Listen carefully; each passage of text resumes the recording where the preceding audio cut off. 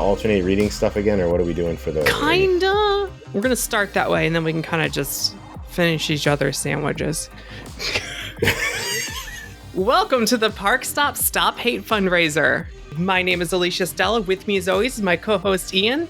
Hey, kids. And this is our second year doing this fundraiser, in case you missed it last year, which we do every June. This event is where we work with the theme park fan community to help raise money for the Trevor Project and protect LGBTQ youth. And you can find this presentation on YouTube in video form and also in audio on our podcast. But if you're listening to us, there's actually extra visuals on the YouTube version. It's better. The event runs from June 3rd through June 30th in 2023. And it includes limited edition art sales, online auctions, and random prize giveaways every weekend. Everyone who makes a donation at orlandoparkstop.com/charity is automatically entered. So check your email to see if you've won prizes. Plus a D&D live stream event at the end of the month. Yeah. We'll talk more about that later. But in this presentation, we have several interviews with some of our favorite guests from the podcast, as well as folks that have been helping out with the fundraiser. And if you're watching the video version, we actually have the live video feeds from these interviews. So there is visuals of us talking. Sorry about my face. Sorry. There's no visuals right now, but there will be in a minute. We're gonna. We promise. But we had a lot of fun talking to everyone. It was great. And Dave was the first one we talked to, Dave Cobb. We had a lot of fun with everyone, but we're going to kick it off with this interview with Dave Cobb because we talked about this fundraiser and we talked about something he's doing too. So check it out. We talked about D&D. Hi, Alicia and Ian and Dave. Were you saying hi to yourself as we throw it to ourselves? Yes. Okay. We're here with the very great Dave Cobb, theme park attraction designer. Thank you for joining us for a quick interview. Of course. You know, we need to get you on the regular podcast again because we had the best discussion talking about Men in Black. And this was like, fun. Oh, really? 21. That's like one of our most listened to episodes that we've ever had. Oh, that's very sweet. It's a magic. I'm glad everyone loves it. I'm glad everyone loves it. Yeah, I mean, everyone loves Men in Black. Alien Attack.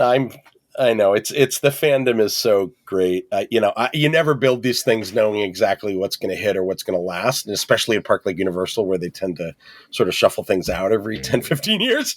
So, we had no idea. And so now going to the park and seeing the MIB 900 Club and the people that make their own trading cards and pins and things like it's theirs. It is all theirs now. And so awesome. I love it.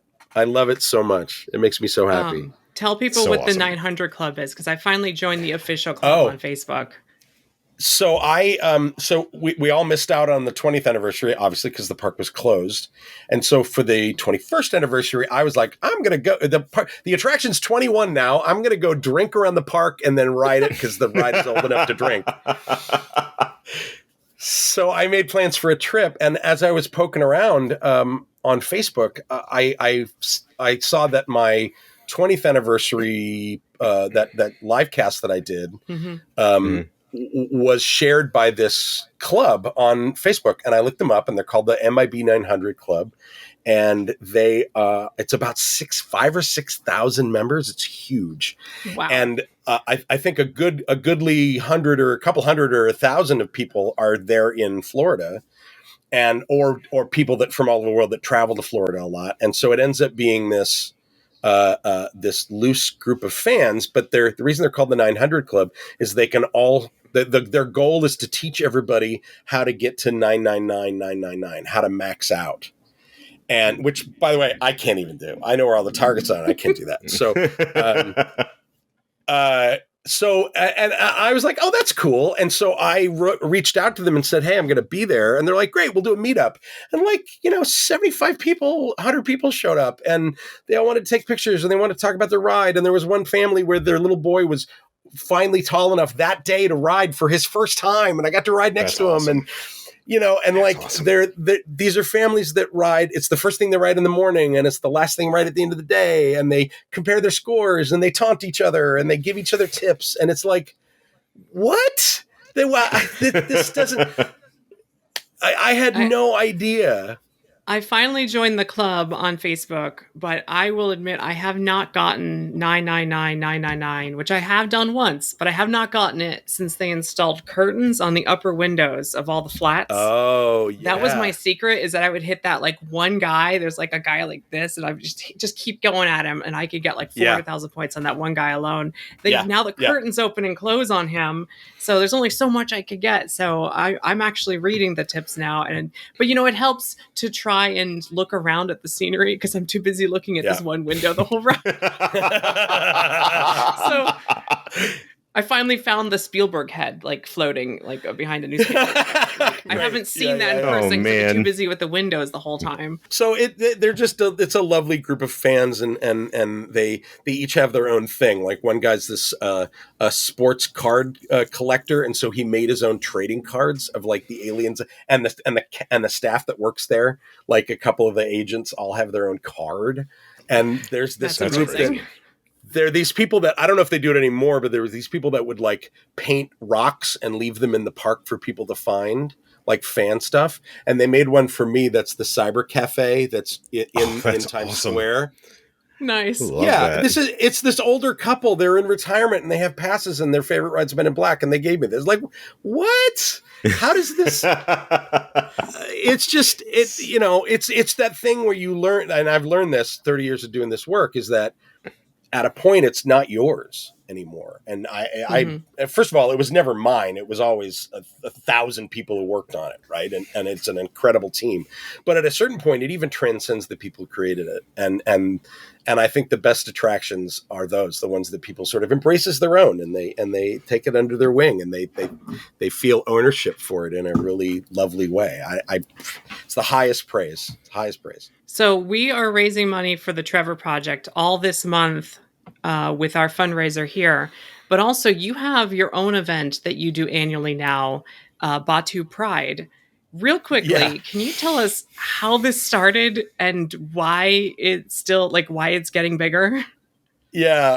This was such a lark. It was not really meant to be anything. So in 2019, pre-COVID, when Galaxy's Edge opened, I had gotten a big group to go to Gay Days every year, which used to be in October here. It's now in late September. But when I realized that Gay Days was happening with Star Wars Open, I was like, wait a minute, we need to have Pride in space. So me and I know, like, that's the kind of gay nerd I am. So, and I had a bounding outfit that I enjoyed using.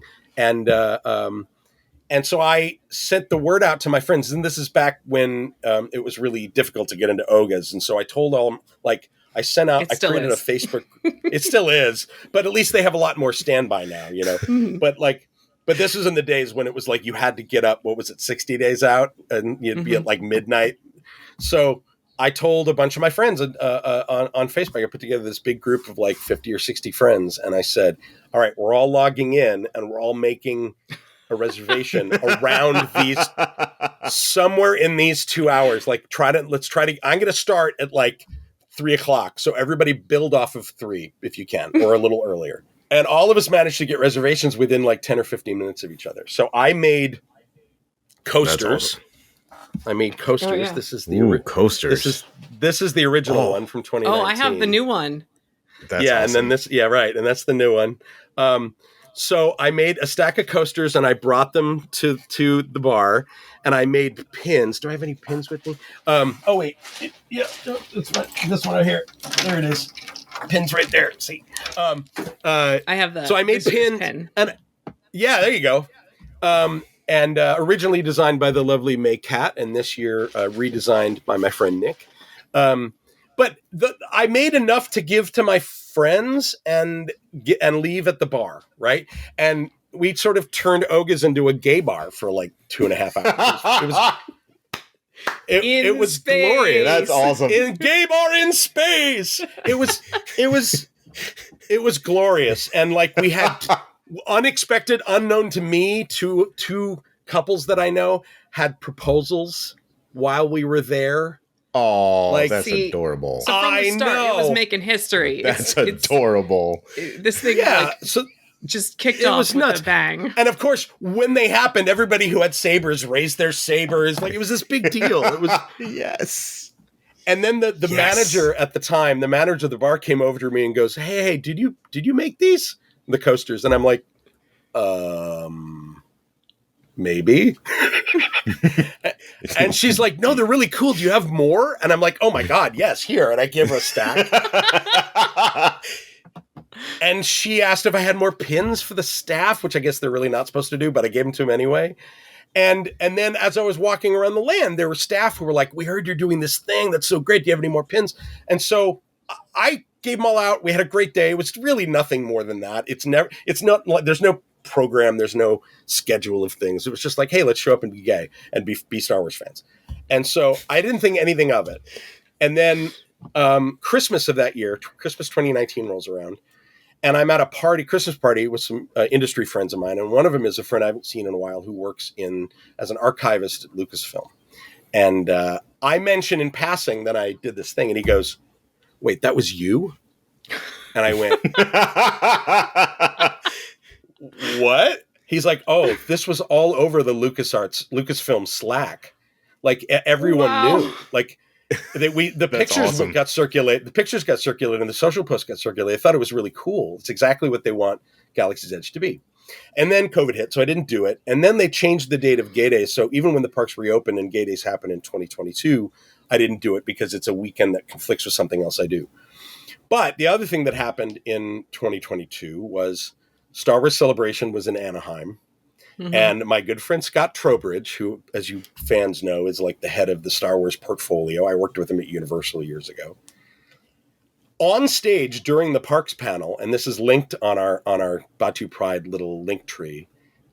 On stage, he did a section about fandom in Galaxy's Edge, and he's like, "We love you guys, and the saber meetups, and the droid builders, and the datapad case modders, and the marriage proposals, and Batu Pride." And he motioned to the screen, and they had a bunch of our photos and the logo.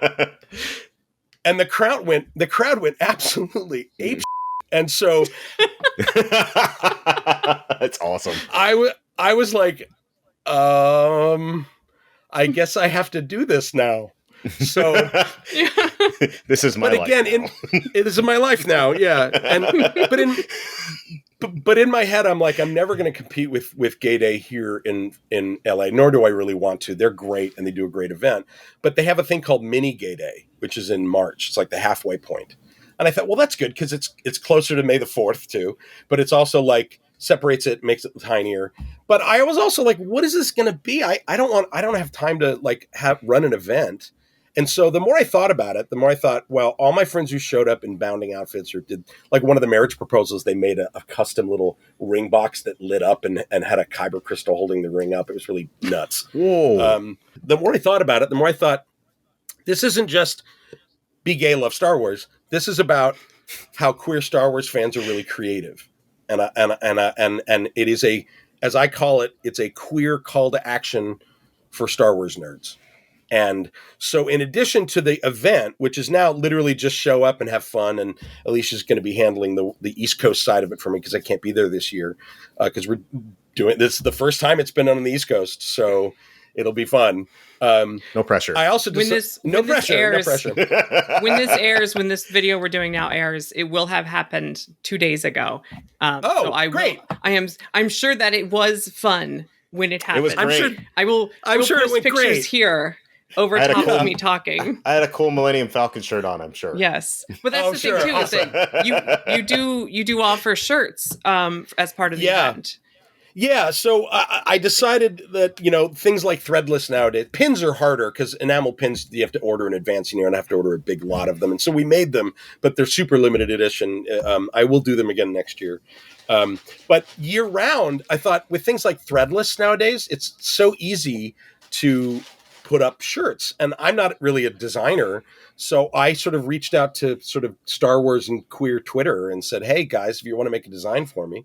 And like 8 or 9 people sort of submitted designs, and I still have stuff coming in.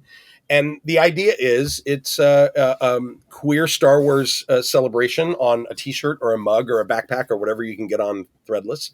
And the great thing about Threadless is you can choose for 100% of the profits to go to a charity. And so just automatically, like I don't even touch it. It just happens. And so the It Gets Better project was one of the ones on their pull down. So that's what I chose this year. And same for the pins. I think all told, when we're all said and done, after June, we'll have made about $1,200 for the year. With nice. Very little effort, That's awesome. you know, just people having fun at Star Wars land. Yeah. I mean, you know, in the grand scheme of things, I would love for it to get bigger somehow. I don't really know what that means. I would love for things like Force for Change, which is the Star Wars charity wing, to sort of notice it and maybe hype it a little. That would be awesome. But again, it's nothing more than, you know, hey, get in, loser. We're going to do some gay Star Wars. That's literally what it is. What's great too is that some of the artists that did some of the art for your Threadless shirts actually did some prints that you can order now during this fundraiser, the Stop Hate, the Park Stop Hate fundraiser. So you can order limited edition prints all throughout the month of June until they sell out from the same great artists. But also I will link in the description of this, the link tree with more information on Batu Pride and the shirts, which you're going to leave up the Threadless all the time, so people can go. It's going to be up all the time. Really cool Star Wars. Okay. And I'm going to put out the call towards the end of the year for new art submissions and for 2024. We already have a new logo planned for the pins for 2024. Awesome. That's awesome. Yeah, so it's fun. My favorite of the shirts is the one with the Ithlorian and the Porg on the bar, and the Porg's like holding a little pride flag in its mouth. Yeah, that's on here too, right? That's on the little. Yeah. There it is. That's a lovely. That's a lovely guy on Twitter I know named Kyle. He goes by TheRabbitKyle, and he is TheRabbitKyle is a part of our fundraiser too. Yes, he is a tremendously talented young artist. And awesome. It's just a lovely man. So I'm tickled that everybody submitted things. I can't wait to see what bounding shows up. Oh, you saw that. We have an MIB piece of artwork too from someone this year that we're selling. Oh, really? The guy with the big gun. I think. Yeah. Oh, yeah. That's wait, isn't that the same guy? No, that's it's his friend. Yeah, Taco Cat. Taco so Cat, good. yes. Yeah, so good. Smokey. So that guy's name is, in literally what we called him when we were making the ride is the Smoke Blast Alien. He didn't really have a name. So Smokey ended up being his nickname. So Big Smokey Boy.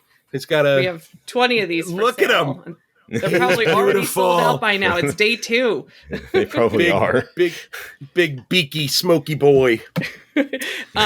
Before we wrap up, we're already going a little long, but before we wrap up, you two are doing a D&D game at the end of this month as part of this event. June 24th at 3:00 Eastern, Dave and I are going to play D&D with Sterling and Julie and Rob, and my friend Mike's going to DM. And am I forgetting anybody? I don't even remember. I'm too excited. And it's going to be on this channel, on the YouTube, on the Theme Park Stop channel. We're going to do it live, and you can interact with the game while it's happening and like affect the game, right? Feel free to go donate $1, and in the comments when you check out, give Dave some insults to throw at the bad guys. Yes, because I have a feeling. I have a feeling my friends are going to pay to go against us because they think it's funny when I get backed in a corner. But go ahead. What is your character? I love it. No, I am ridiculously excited for this. I can't tell you. The idea of, D&D is chaotic enough when you have a good DM. Adding this element of the audience being able to like donate $5 to with us, like I am. So good. It's so good. I am so excited. I'm a level 6 bard, and I am ready to do some vicious mockery if people would like to So I'll line them up. If you guys write them, I'll say them on the air. That's OrlandoParkStop.com/charity. You can purchase What did we set that at? Like $5? I think it's $1 or $2, $5. It's a few cheap. bucks. It's like it's worth every penny. But yeah, there's lots of options you can do, and you can buy different magical items for different players. But also during the game, we'll be live chatting, so it'll be fun. Even if you're like me and have no idea what Dungeons and Dragons is, you can enjoy it and live chat, and it'll be a lot of fun as it happens. Between everybody that's playing, all the creatives that are playing, and Mike as a DM. Feel free. There's going to be chaos. Did we say the name of what this is? It is. Go ahead, Dave. It is, well, first of all, it is going to be chaos. That is absolute correct. It is, we're borrowing a lovely name from an existing podcast who have graciously allowed us to call this Dungeons and Drag Queens, which I adore. So please join us. And again, it's funny, I played a lot of D&D in like junior high and high school, but I haven't played in like 30 years and just picked it up and recently with friends. It's so easy to pick up. It's not about the rules. It's not about the numbers, all that. Your DM will help you figure that out. It's really about sitting around a table with your buddies, making jokes and like, and truly, and it's a meme. In fact, it's a meme, but it's like this lovely, fun problem solving with friends. It's just it's basically problem solving. Yeah, it's storytelling at its core. Like everybody at the table, bunch of creative people. It's going to be insane. I cannot wait to see what Julie comes up with when we get back. I have a feeling she can be like the face of the group because the way she, totally. I don't know. It's going to be hilarious. I am yet again tanking because nobody else wanted to be the tank. Everyone mark your calendars. What day was it? The 24th? The 24th at 3:00 Eastern. Eastern time. I believe. Okay.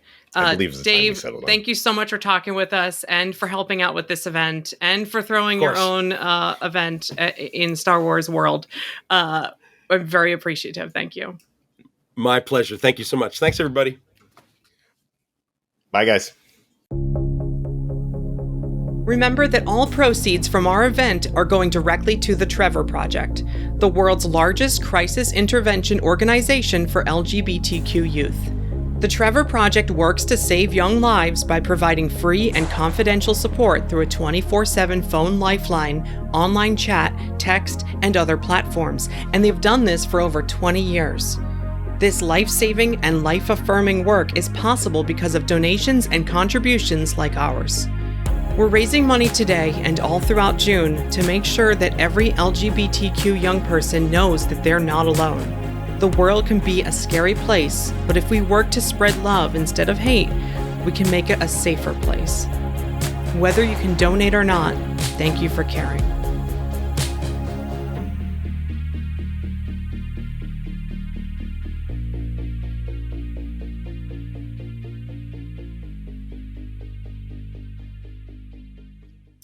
Thank you for joining us, Marlena. You're from the Dream Sounds YouTube channel, and it's great to have you here and part of the fundraiser.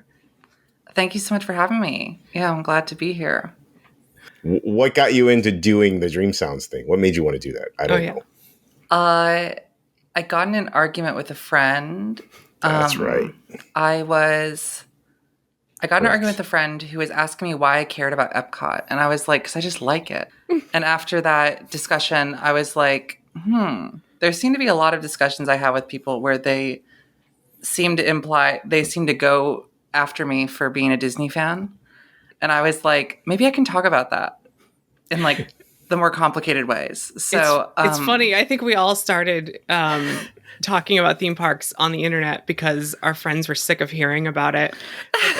That's literally the reason I started the podcast, is that Jen was like, I just don't care. It just like, and I'm like, I will find people that care and we will talk amongst ourselves. And then she found one person and stuck with one person for years. You were stuck. Well, that's a great reason to create a podcast. Yes. Well, I was going to say so that like my wife doesn't have to listen to it, just the rest of the world. Yeah. She has to listen to it a little when we're all together, though. Yeah. She likes theme parks. She just doesn't, she's not as in depth as we all are in the weeds. Marlena, do you want to talk about how you're actually wrapping up the channel? At this time. You've come full circle now. Oh yeah, so you just talked about why I was starting it. Let me tell you why I'm ending it. If you want to watch it, you're too late. No, I'm just kidding. Yeah. So, well, I don't know. It's just run its course. I have a whole video where I explain it, but I have a few good videos lined up for like the last 3 months. It'll be fun. Yeah, I think we've talked about it before privately. I think it's kind of beautiful as an art project to go and watch all of the videos on the Dream Sounds channel and kind of see the history, but also the way you talk in the videos about history is quite wonderful. I think one of my favorite topics was the orange bird controversy. Oh, yes. And you're actually doing something for this month, for the month of June, with the original Orange Bird song, right? Yes. So I think after this has premiered, can I say that we're recording it before? Oh my God. I'm sorry. Yeah. No, that's fine. Yeah. Okay. The illusion is broken. We're recording it before. And I think by the time this will have premiered, I will have posted a video with a cover of the Orange Bird song as part of like as part of a video I'm doing about like for Pride Month. And I just think that's such an interesting topic because the orange bird obviously has the association with Anita Bryant. And I made a video about the orange bird like 2 years ago, as you mentioned, and or like a year and a half ago. And since then, I've gotten a lot of messages from people saying like, oh, I went to Disneyland, I bought an orange bird plushie, gay rights, or like. So I kind of thought, I don't know if Disney will ever acknowledge this song again, but if Dream Sound's going to end in 3 months, I might as well just do it. And I put out a post for like a lot of just anyone who wanted to be on it could be on it, or like I made a community post just asking people to email me if they want to sing on a Dream Sounds thing. And I think at the time of recording this, we have like 40 people who are recording bits for it. So it'll be fun. I missed that post. I remember when you posted about it and I was like, we should cover it. And you said, and then you started thinking about it, I think then. If you weren't already thinking about it. Ian, are you taking credit for this? No. I want no credit. If you want, send me an email because it's not too late. At the time of recording this. 40 people? You still want more voices? Yeah. I will do instrumentation for it if you want to. That might also be a good option. Just let me know what you need. I'll try to fill in gaps. Yeah, no, I'll email you after this or DM or whatever. Something. I love I love that the orange bird is back in the park, like in Magic Kingdom, or it's in Epcot too now. Like he's made a triumphant return. I think it's about time that the song does as well. So. I appreciate you keeping the song alive and giving it new life. And before we started recording, I give you a heads up, but like, could you give us just a little sample, like while we're here? It's so good. Sure. Thank you. Just happened to have your guitar right there. How convenient. Yeah. Very convenient. Totally not pre-planned at all. He thinks beautiful orange pictures and beautiful orange words, though his little beak can't even peep a squeak. All the thoughts he ever spoke appear in orange smoke. That's what makes the orange bird unique. Little orange bird in the sunshine tree. Won't you think of something sunny just for me? Think a funny thought or a sunny word that'll make me happy, little orange bird. That's so good. It's so good.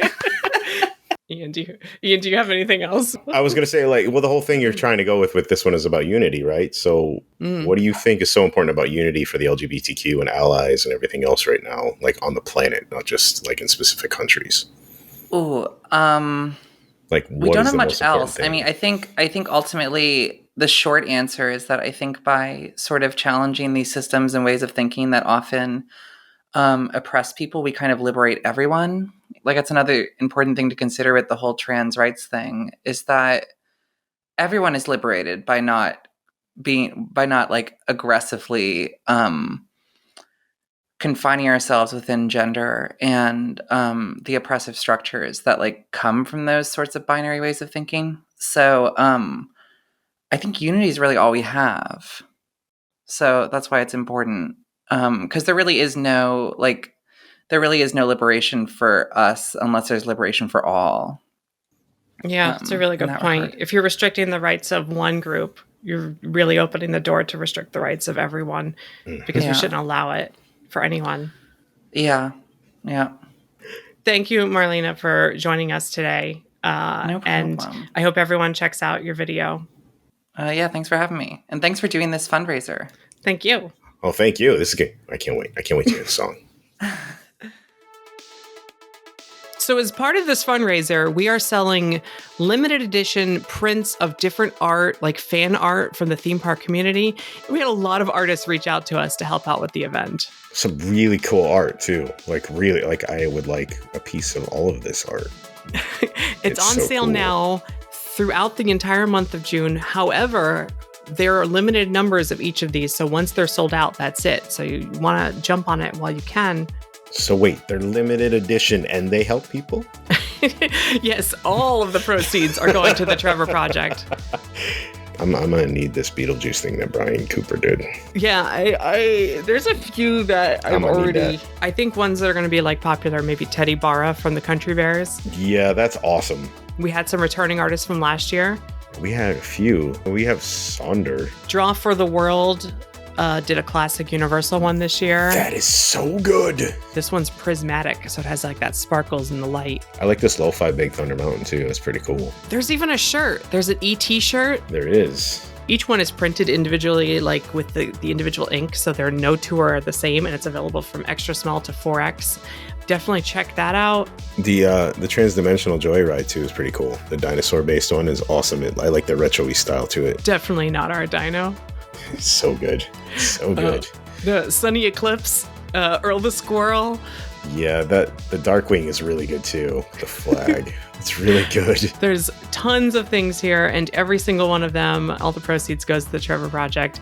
But we actually had a chance to talk with a couple of the artists, friends of the show, Emery of Emery Arts, and the Sonder Quest. The Sonder. So let's check those out.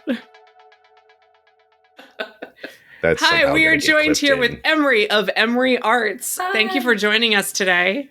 Thank you so much again for having me. Yeah, because we've been having like some of our favorite guests from the podcast on to kind of to talk about the fundraiser, but also just to check in because we haven't really had you on the show. Well, we talked about Halloween Horror Nights last year. Yeah. For last year's. So we haven't had you on in forever. So how have you been? It's been a whirlwind, that's for sure. But I've been pretty good overall. Just, trying my best to get through all these plushies. I got to make sure that everyone receives their plushies before Halloween Horror Nights starts this year. I have one with the pin. Still attached. I don't have mine yet. Sorry, Ian. Yet. It'll come soon. No, it's my fault. It's my fault. I've been busy. I haven't been able to plan something. I thought it was like Beanie Babies. You want to keep the tag on. That's if you want to. Yeah, absolutely. To keep it collectible. I'm going to keep that tag on because it looks awesome. It does. It's like part of it. Thank you. My intention was for the little pin to be the same size as the print on there, but slightly smaller, but it's okay, right? Actually, I bought an extra one that we're going to give away during the fundraiser as one of the prize giveaways. So if it's still, this will be airing on day 2. So, but if you are one of the randomly selected prize giveaway winners, you can pick up this, well, not this particular one, but the one in the box over there. By the way, a little bit of confetti in those boxes. Yay. I gotta clean up every one of those little pieces so Mickey don't eat none of them. So sorry. I was inspired by my friend Felipe, who does his Christmas cards and has confetti everywhere. No, my friend Anastasia and I designed just to have him be inside of a bed of leaves. And then we were like, well, might as well add a little bit of glitter. Everything's better with glitter, right? So it was a nice glitter surprise. Bombs. Yeah, it was fun. It was fun to open. Cool. Apologies for the mess, but Have we talked about, because we did that Little Boo episode, like the origin of Little Boo. all the way back in what was that, 2021. I feel old. Since then, you and I actually got to do something for King's Dominion that came of that. Yes, and I don't know if people are aware of the amazing artwork that you created, and especially that map for the area, for the jungle expedition area. That map is great. Thank I you. love that map. Oh my gosh, that was so much fun. Like every once in a while, someone will come up on social media and be like, "Is this your voice?" Like they hear my voiceover on the ride. But like, I think people need to understand that that's your art. Like, to me, that's even, you did better than I did. No, I am proud of both of you. I just get to hang out and be like, you both did that cool stuff, and I just get. I'm with Ian. Like we both did such a great job. We lended our amazing talents, right, to King's Dominion. I have not been able to go yet, but I'm trying to go sometime soon. But that was truly the thrill of a lifetime, being approached by a real theme park entity and being like, hey, we want to use your artwork. And it's not just at King's Dominion. I also did some really decorative, cool plates for the Knott's Berry Farm Hotel redo that they're going to be reopening at some point. So each of the rooms is going to have 3 plates that I designed, which is really cool. Nice. I did not know that. Yeah. I wish I could share images, but I can't because it's still under NDA, but like I can talk about it I have some cool friends. I have some really cool friends. Nikki. This is the cat portion of the video. Did they hang up the original? I know the cafe opened at King's Dominion for the Jungle Expedition. I think your original map is hanging on the wall. It is. The actual map. I painted it in gouache and it's literally hung there. And I made sure to paint it on like Arche watercolor paper using like Winsor Newton gouache paints because I wanted it to be like super like light fast. I wanted it to last. So fingers crossed. That's so cool. Really cool. Because like it's blown up in the area, but it's interesting to see the original exist there as well. Yeah. The one that's blown up as well, I did the graphic design around it too. They allowed me to do that part, which I was like, okay, I get to do a little map, so it's fun. Didn't you? Aren't you working on something else right now that's kind of sort of like that with the tribute to Universal Orlando in an artistic fashion? Oh yes, yeah, a very special client who I'm not allowed to name just yet, but who is not Universal, I can say that for sure. Has commissioned me to do lots of really fun artwork. One being a huge overview of the entire resort as sort of like ode, a fantastical ode to Universal Orlando Resort, not any European resort. Well, I think that's what people are like looking at, and they're like, "This is too beautiful to be Orlando. This is it's too. Look at the weather is too nice, and the scenery is too perfect. This can't be Florida." Yeah, I added hills, and everyone was like, "What's going on here?" It is beautiful too. It's also like at magic hour, so like I love everything that's that like perfect hue to it. Thank you. Yeah, I paint most things at either sunrise or sunset. If you've noticed that this mural behind the pride flag is of a sunset over 2 mountains. Are those mountains on your wall? Mountains. So that's Florida then, right? You can't. Yeah. This is the Matterhorn, and this is Mount Fuji in Japan. Oh, awesome! Yeah. What's behind the flag? Cool. Is there more? It's just a sun, but I will just okay. That's cool. Ooh. Yeah, I like that. That's cool. Nice. Thanks. Welcome to my living room. And you are working right now as we're talking, you're working on something for the fundraiser too. I am. I'm very blessed to be able to contribute again this year to the fundraiser because it means a lot to me.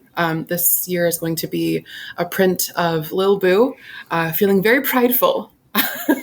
So, he'll kind of have this sort of theme where he's just, waving a pride flag.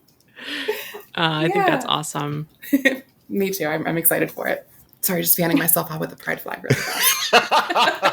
It's like, I'm good. Keeping the theme going. Yeah.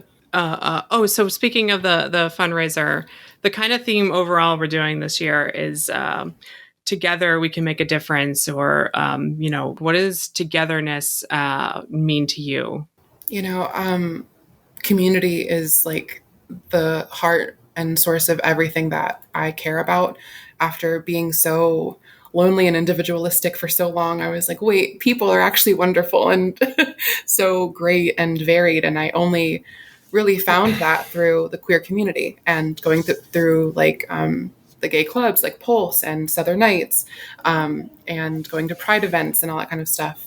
But also just meeting lots of queer and gay and LGBTQIA plus friends. That's what means the most to me. So that's why I'm really excited to be part of this fundraiser. Yeah, we're excited to have you again for our second year and hopefully not the last. Oh, I just never noticed the last. Your hat and your, like, what is that, scrunchie? Right. Yeah, I got a bracelet too. Yeah. Just, like, look at that. Okay. I'm decked out. You came prepared. Yes. Just like a little bit of celebrating her. Flash underneath there. Yeah. No rainbows for me here. Oh, I got to get you some swag this year at Pride, Ian. I'm going to get some shirts. I was going to say, I have that new shirt, but it's not here. It's getting washed. It says equality, and it has a koala. It's so good. Equality. It's so good. This pleases me greatly. Well, thank you, Emery, for being here and celebrating with us and help raise money for the Trevor Project. It means a lot to me and all of us. Of course. And considering what's going on in the state, it means a lot to me that you have this fundraiser going on, because we need to not only stop hate, but, project more love. And I think that that's exactly what you're doing here. So yeah, love and understanding. We need some understanding for once. I'd love some empathy. Is this when I say I don't like people? Is this the part where I say I don't like people? Yeah. Is that helpful? Yeah, we don't like hateful people. All right. Thanks, I'm just trying to help. Thank just trying you. to keep it up, Just upbeat. Bye, guys. Bye. Thanks, Emery. Thank you. Hello, we're here with Sonderquest, the Sonderquest. The Sonder. Welcome. Hello. The Sonder. It's so good to have you. We need to have you on the show, actually. Right? Yeah. Yeah, I would be honored. Okay. I figured this Would you, was though? this was Would I'm you, fine though? with this. This is brief. This is fleeting. We need to have a nice, long, meandering discussion on the Star Wars. This Hotel. works. I feel like that's where I'm best suited, is just interviews that can be condensed into a TikTok or a fleet, if those ever come back. Please. No. Anyway, with the fundraiser, I wanted to talk about your contribution. Let's jump right into it for this year's event. Last year you did the castle cake, the infamous castle cake. Awesome. Yep, which, by the way, I still have some copies left from last year. So do I. If you don't mind, I might put these up on eBay to raise some money for this year's fundraiser. Yeah, that works. Whatever more positive benefit the cake castle can give. I'm glad, I'm glad to see people like to see it. I didn't know you still had some. I would have grabbed one. The Pepto-Bismol cake is finally making a difference in a good way these days. But this year, talk to us about what piece you decided to do and why it's different than previous pieces that you have done. Okay. So typically I work in digital paintings. I don't usually do a lot of physical watercolor unless I'm meeting up with people in the parks. But I figured for the charity auction, I wanted to get something that would catch people's attention. So keeping in theme with the Cake Castle being a sort of like a cult favorite, but some people have like a sort of a distaste towards it. I'm like, so what else has that sort of reputation with the fans? And there was one thing that I figured worked perfectly with having an infamous reputation and also giving me the perfect opportunity to test something out with watercolor paints. So I chose to paint Beverly, the Beverly dispenser in Club Cool. So good. Using actual Beverly. Now, I actually have it here. This is and there it is. This is the original right here. As we're recording this, we have not even scanned this in yet to make prints, but we're going to sell prints. But if you want to get your hands on the very original watercolor Beverly, it is available or will be available at auction on eBay to raise money for the Trevor Project. But you actually have photographs of yourself because watercolors can be mixed with water or Beverly. It's really an and/or. It's fine. It's both. It's fine. It turns out both.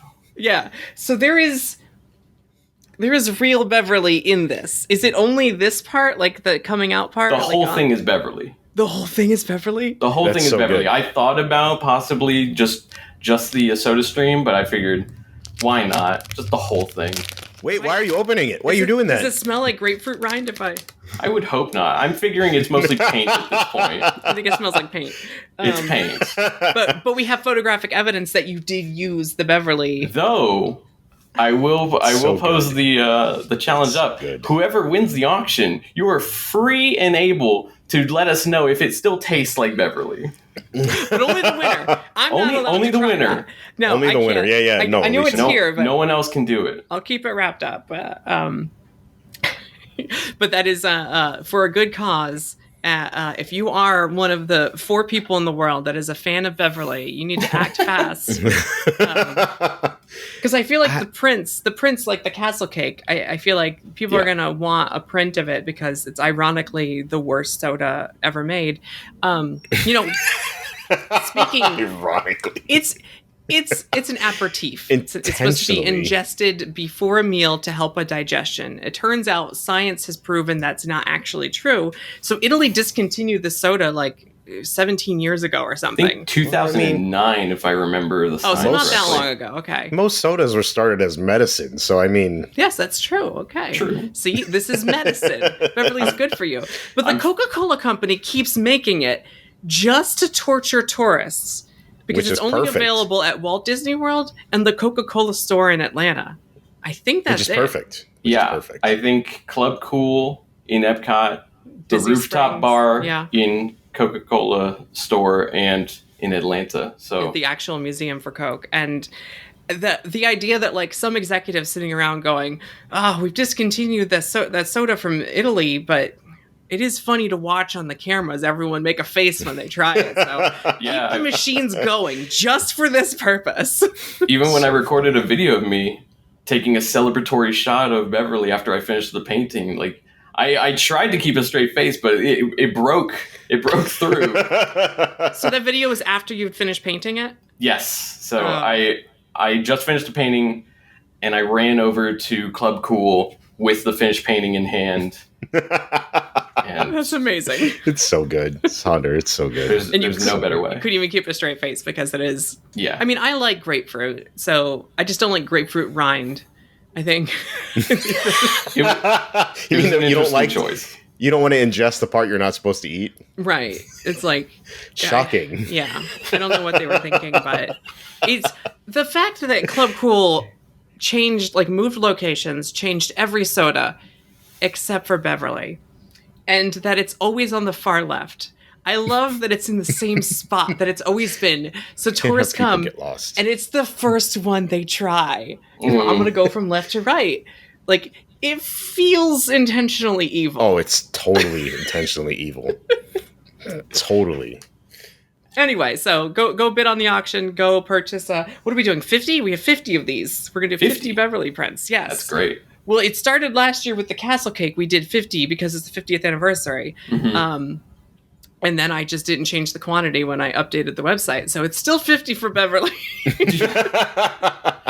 Yay, Beverly, you go. Out of all the prints that we're selling this year, that is the one with the most. And I expect to sell out. So all you Beverly likers out there.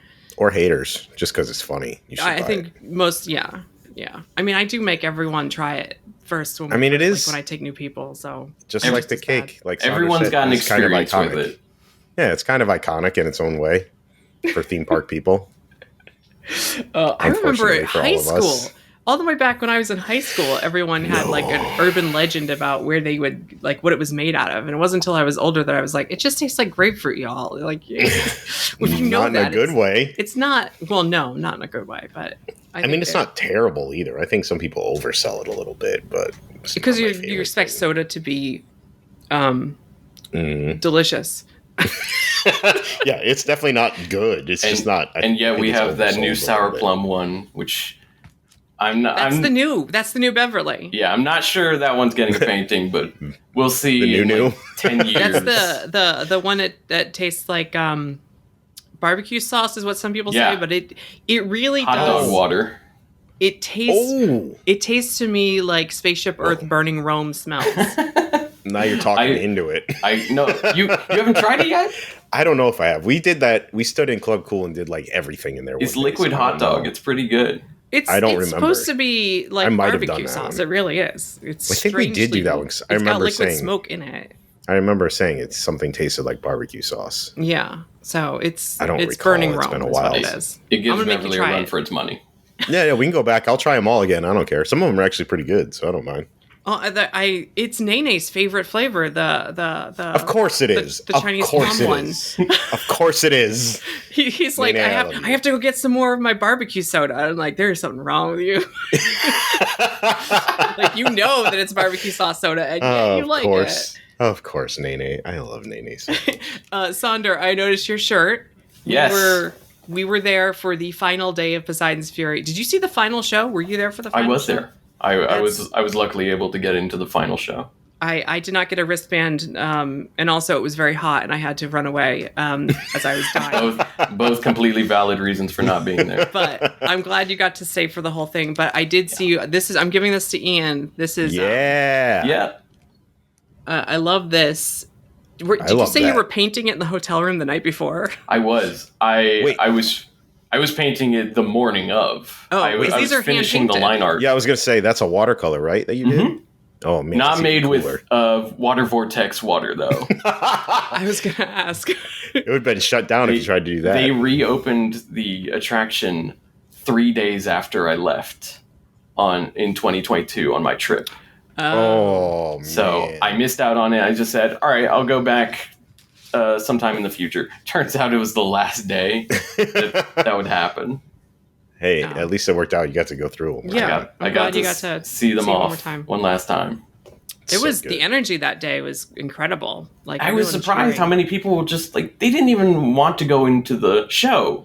Shockingly, they just wanted to sit out front and enjoy the ambiance of people that knew what that was. Yeah, there was 100 people just milling about and swapping stories and swapping. I got a sticker too. Yeah, doing some art trades and such. Get the for the Preservation Society, Theme Park Preservation Society. Yeah, that's cool. That Ian, that's going to you too. Thank you. I have to thank them too for the sticker.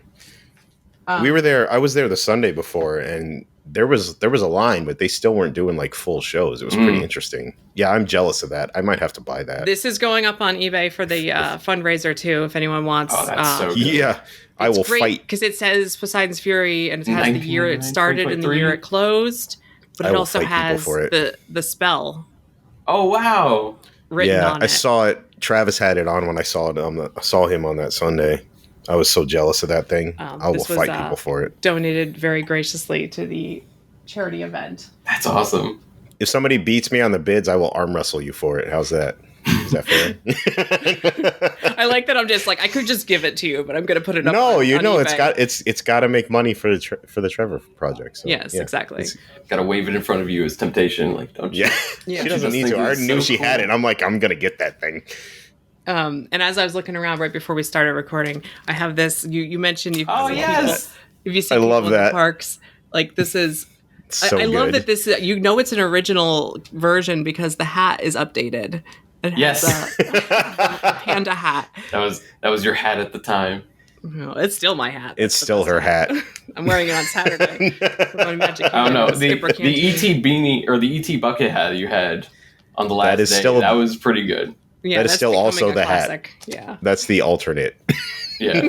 It depends if I'm at the Disney or the Universal. I have one for each at any given time.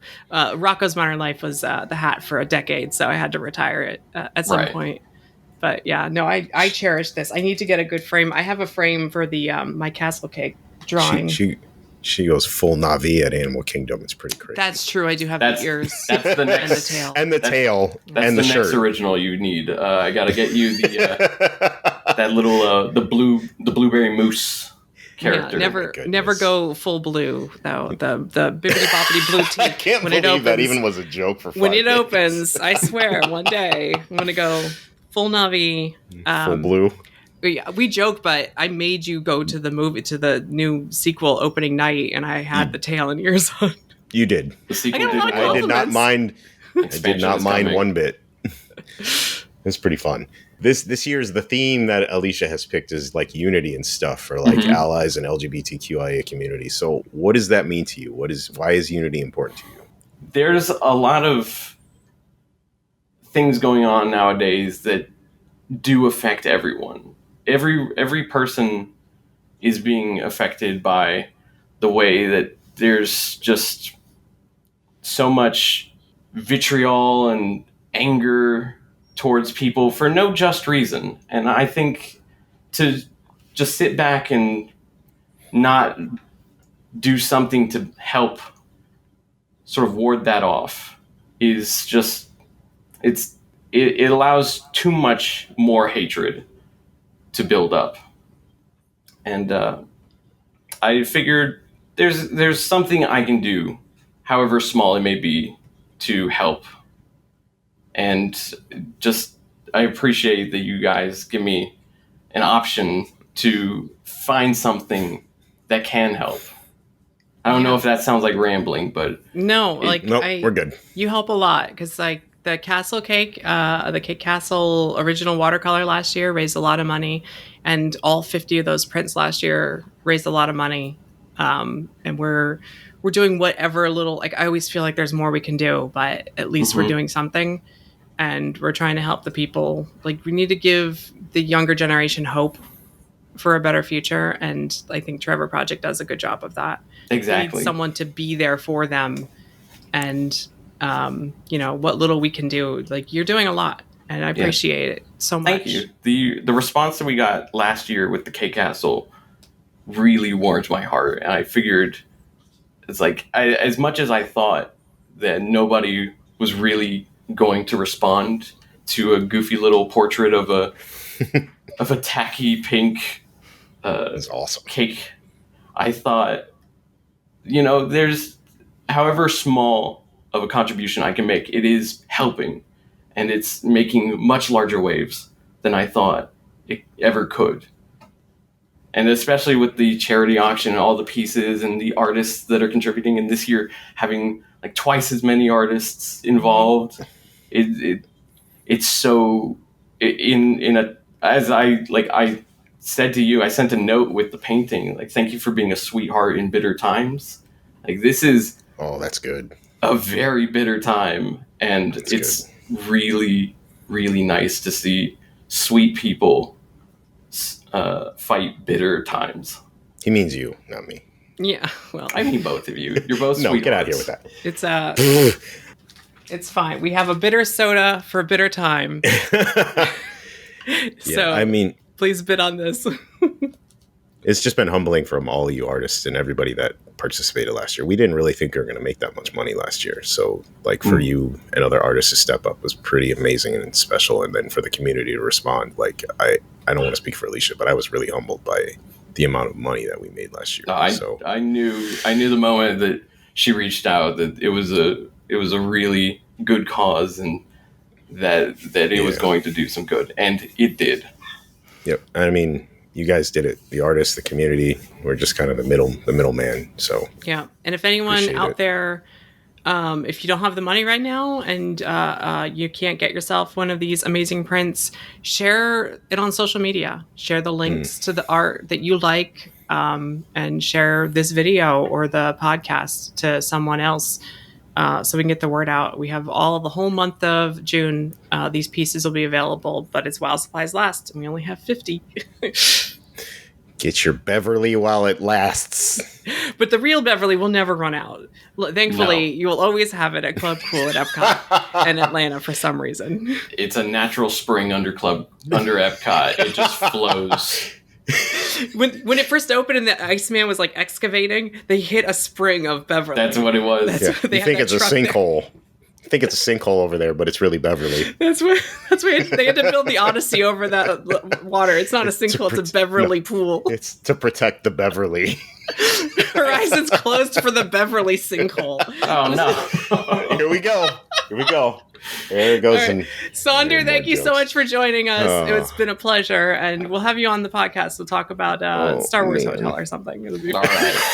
Yeah, none of us have opinions on that, right? My poor Star Wars Hotel. Saunders, awesome talking to you. You too. Thank you so much for having me. Thank you for helping. We're here at Universal Islands of Adventure with Nene. Nene, what does together mean to you? Together, I mean, it seems very simple, right? Being together. But in this day and age, I feel like there's so many things that we can use to just separate us, from how we appear, how we look, what we put on our face every single day. So being together, to me, truly, truly, truly means just being happy and including everyone regardless of what they look like. And life is so short. We're only here for a minute. So just being together.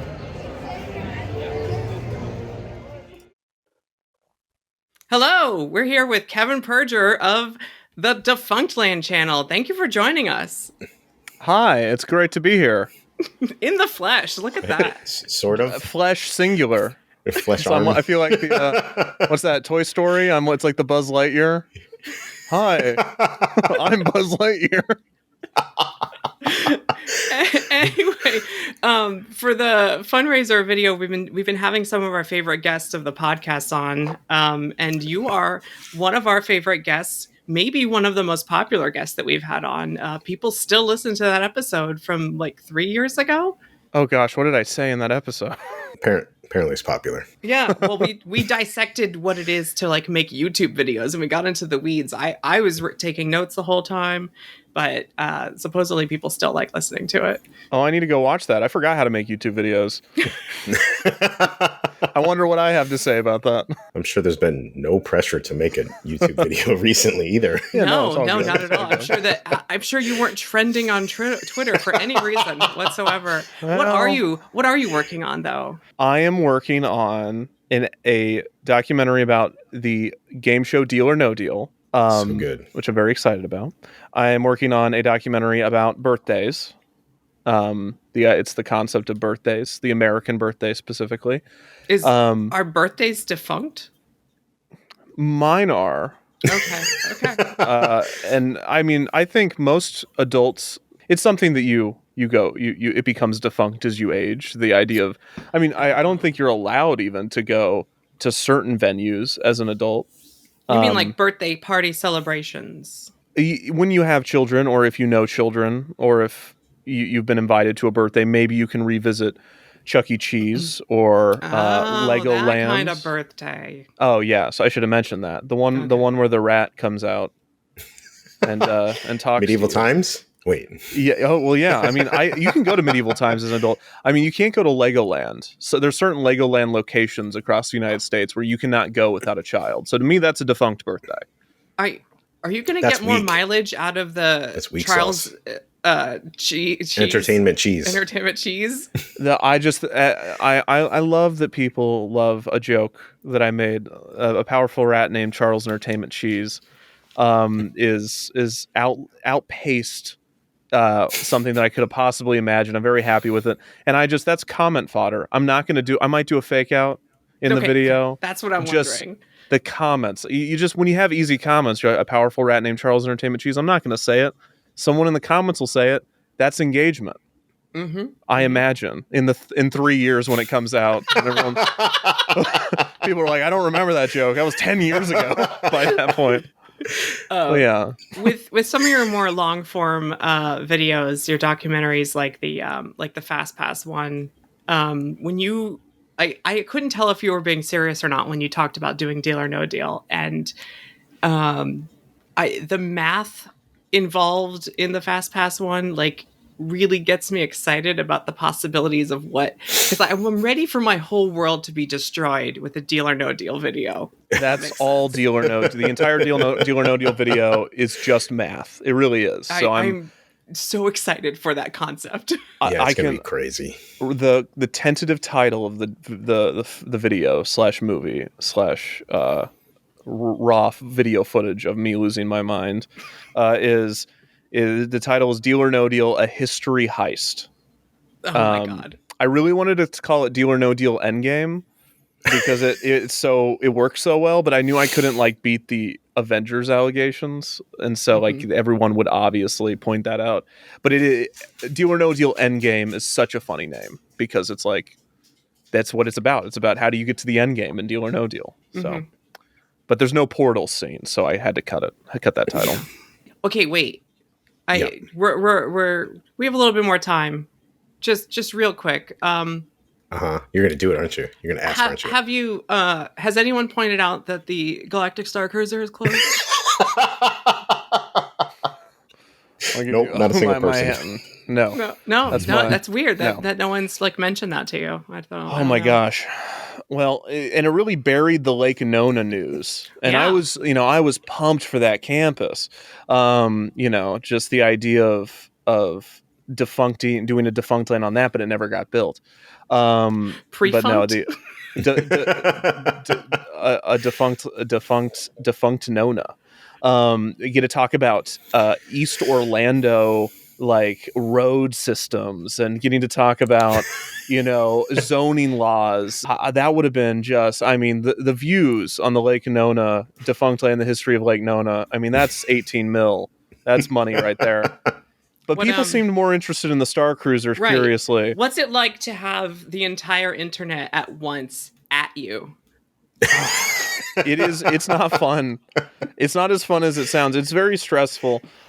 Just because I was watching it happen, and it's happened a couple times. It happened when Story Living got announced. And that was, and then it happened again now that Star Cruiser went defunct. It was funny for like the first 2,000 tweets, and then it because like to give you an idea of how many there are. Yeah, and then it went to two because I was like, oh, I'm trending, and Twitter trending, it's all broken and it's not real, and I was like, oh, it's 2,000 tweets, it's regional. I'm trending in Florida, or I'm trending in Orlando, or something like that, and then it went to 3,000. And then it went to 4,000. And I know I'm supposed to be like, oh yeah, time to jump on this opportunity. This is great. And I don't have that hustle business mindset of like, okay, time to make Star Cruiser t-shirts, time to go out and sell some merch or something. And then the expectation of not only do people see that it's trending, which is very sweet. I'm very happy that people think of me whenever something like this happens. It's very nice. But the thing of like, well, everyone kind of decided that it was happening. Like, it was like the first 2,000 people saw it was trending, like, oh, well, Defunct Land's making a video. And so some people started sending me like, hey, put this in the video, Oh, I learned this. And they're like, they're helping me. And then other people are like, oh, here's how I would do the video. And so it's almost like, I was like, maybe they'll just make the video themselves and give it to me. And then I'll just have to narrate it. Like I wrote the script. Here you go. Yeah. No, it was the narrative nice. So quickly changed from, hey, you should make a video, to, of course he's making a video. Yeah. To, when's the video coming out? Here's the video. Can you upload this video? It's so nice that people saw something like that and thought, oh, I know who would like this. Kevin. That's nice of them. That's a kind thing, I feel bad for Jenny Nicholson, who is in the process of making an epic video about the Galactic Star Cruiser and the experiences that she's had. And by the time it comes out, it won't even be open anymore. You feel bad for her. This might have been the best ending. This is the best ending. Your ending happened. She already had started work on her video. That's I was like, true. I have to go back. I feel bad for you. Yeah, because people are like, oh, just whip it up, and and my video will just be, the Galactic, because Defunct Land. If I was doing this back when I started, which I probably should still be doing and making videos this quickly, but I can't anymore because the old version would be, well, the Galactic Star Cruiser was announced here, and then it opened here, and then it closed now. Thanks for watching this channel. But no, that's not how it ends. It ends for more information. For more information, yes, please visit the site that I never update. With the Star Cruiser, it's like, nowadays I'm like, okay, I'm doing a Star Cruiser video. I then go back to the concept art, and I'm like, they never built this room. What was going to be in this room? And then I just, I spend 2 months on that, trying to recreate the room in VR. Building little sets of the room that they never built. And then I'm like, okay, well, now I figured out that room. let's look at other concept art. And then it takes me another 7 years. And then I get a random message and it's you with like little claymation figures. And you're like, you're just in a dark corner and you're like, it's been months and this is going to be amazing, y'all. It's going to be amazing. It's going to be great. It's going to be great. Well, it was really bad when I was doing the Disney Channel video because it was I had to shoot it at night because right behind the board, if you've ever seen that video, there's a big conspiracy board. And it's blue and it's transparent. So I'm projecting a light behind it, but it's a very specific light. During the day, there's a window behind the board. So I had to shoot that at 2 a.m. like every day, like just in the middle of the night. And so that was one of those where I was like, nobody's awake right now. And I'm like, I'm texting people being like, look at this. Look what I built. I built this conspiracy board in the room and everyone's sleeping. I'm like, I guess I'll film myself pretending to investigate another scene. And then I would wake up. I like the idea that you're filming this at 2 a.m. conspiracy theory thing. You were method acting. You're literally just method acting as someone who is obsessed because you were. And I was obsessed. It's documentary. It's real life. I was documentarian. Well, thanks for throwing the Wiggles video out to give us a small taste in between. Oh yeah, well that was to reset expectations. I would, because after the Disney Channel video, people were like, "Oh my god!" And it was really nice response. But people were like, "You are a documentarian, you are a filmmaker," and that's really sweet because it was part of the thesis. But I was also like, "Oh, do you think I'm gonna not make the Wiggles video now?" Well, now I'm definitely making the Wiggles because people were like, You can do whatever you want. I'm like, I can do whatever I want. Well, guess what I'm going to do now? I'm going to do the Wiggles video then. When it cut to the door and you went, why is she looking at me like that? I laughed so hard. I was like, oh, Kevin's still in there. He's an artiste, but he's also still himself. I will never become so pretentious that I won't pine after the Floridora sentient Wiggles door. Why is she looking at me like that? I never had to lose pause myself. Because I laughed so long that I missed like another 5 minutes of the video. Well, she's doing that like that sly like smile. I'm like, why is she looking at me? And I was like, well, I'll just put that in there. So that was a definite reset expectations. Hey, they can't all be masterpieces. Some of them are going to be weird. Not that I've ever made I've ever made a masterpiece for the record. 1/2-second clip of the song when it moves on, like the song kept getting shorter. Laughed every time. Man. Anyway. Oh. So, Kevin, we've been talking about togetherness and everything else for this year for the fundraiser. So we were just wondering what together means to you. Together, to me, makes me think of community. And community obviously makes me think of the online community that I have come to be a part of, not just in regards to theme parks or Disney parks or Universal parks or just the idea that we can exist in this online space together is something that I really do think is magical. In a lot of ways, obviously, we're all very much aware of the negatives of it. The positive of this this concept of being able to, choose the people you want to be around is such a privilege in life. And if you make good choices, you end up with this support system that is so, I don't know, it's just magical to not only be interested in the same things and to start at a place that's shallow, such as theme parks. We're both interested in theme parks. That's very shallow. There's not much to that. But then to learn about people's character, about who they are, about whether they're charitable, generous, whether they're thinking about other people, whether they're empathetic. And then once you dig down into that layer, you can go back to something that's shallow like theme parks, and it feels so much more fun. Because once you realize that you found these people that are, accepting, loving, understanding, forgiving, all these things, once you return to the thing that initially brought you together in the first place, it really does feel so much safer, so much more fun and more real.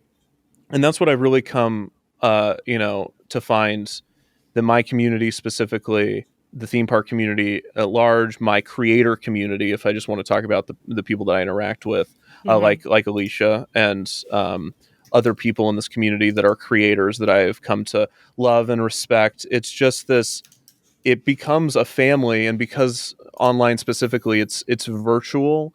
You often don't feel like you're together, but it's also weird because I never feel like I'm ever really apart at the same time. It feels like they're always there. Just the other day when we were at Universal and I saw Rob, and like normally we see each other at Disney or whatever, but for some reason he was at Universal and we like saw each other from across the way. And I came running and we gave each other a big hug, and it's so nice to have friends like that have shared interests, but also that like just are good people, and it's nice to like, it's great seeing you guys like bump into the park, but I also know that you live in my little device, so yeah. I can like, ring you up whenever I need to. I'm in the ether. Yeah, so it's nice that we're and all also it's just connected. Specifically nice to run into Rob specifically. It is. It was that was the first time I got to meet Rob. That was cool. Yeah, like, Rob's face-to-face. Rob is, we're all, I think in the community of people that we have, there's so many nice people, but Rob is just the nicest you'll find. He's so chill. Yeah. Such a nice guy. Hey, how you doing? That's my Rob impression. It's so comforting. It's like a warm blanket. I'm doing good, buddy. Thank you. We should tell him we talked about him on this thing. I tell him that I talk about him all the time. Anyway, thank you, Kevin, for joining us. And thanks for your kind words. I love you too, man. I love you, Alicia. Ian, I haven't gotten a good chance to really meet you, but I love you. If you love Alicia and Alicia loves you, then I love you by extension. I love you too, your family, whatever. It's all good. We're all a part of a family. We all love one another. But I appreciate you having me, and I hope that I'm able to contribute something to this, and I'll tweet about it whenever it comes out or whatnot. Yeah, that means a lot. Awesome. Yep. All right, so good luck with the Star Cruiser video. Thank you. Thank you. Bye. Oh, hello there! It's Dreamfinder Dan here with my good pal Figment. You're watching the Park Stop Hate Fundraiser. I hope you're raising all kinds of great money for this Trevor Project organization. What is this voice I'm doing? I'm not exactly sure. Huge fans of all of you. All of you guys rock. You're all amazing. I'm so proud of this community. When we all come together, we do amazing things. And hey, Figment and I, huge fan of rainbows, okay? I'm a rainbow fan. Figment's a rainbow fan. We love all rainbows, okay? So stop discrimination, stop hate, love equally, love everyone. You're all amazing. Keep it up. You're making me think on this one, huh? Yeah, we have to give our answers. I didn't know I was going to be quizzed. You asked everyone this question. It feels like we should ask ourselves. It felt like a fitting thing to ask everyone. Wait, are we already in this segment? Is this already started? I guess this is how we started.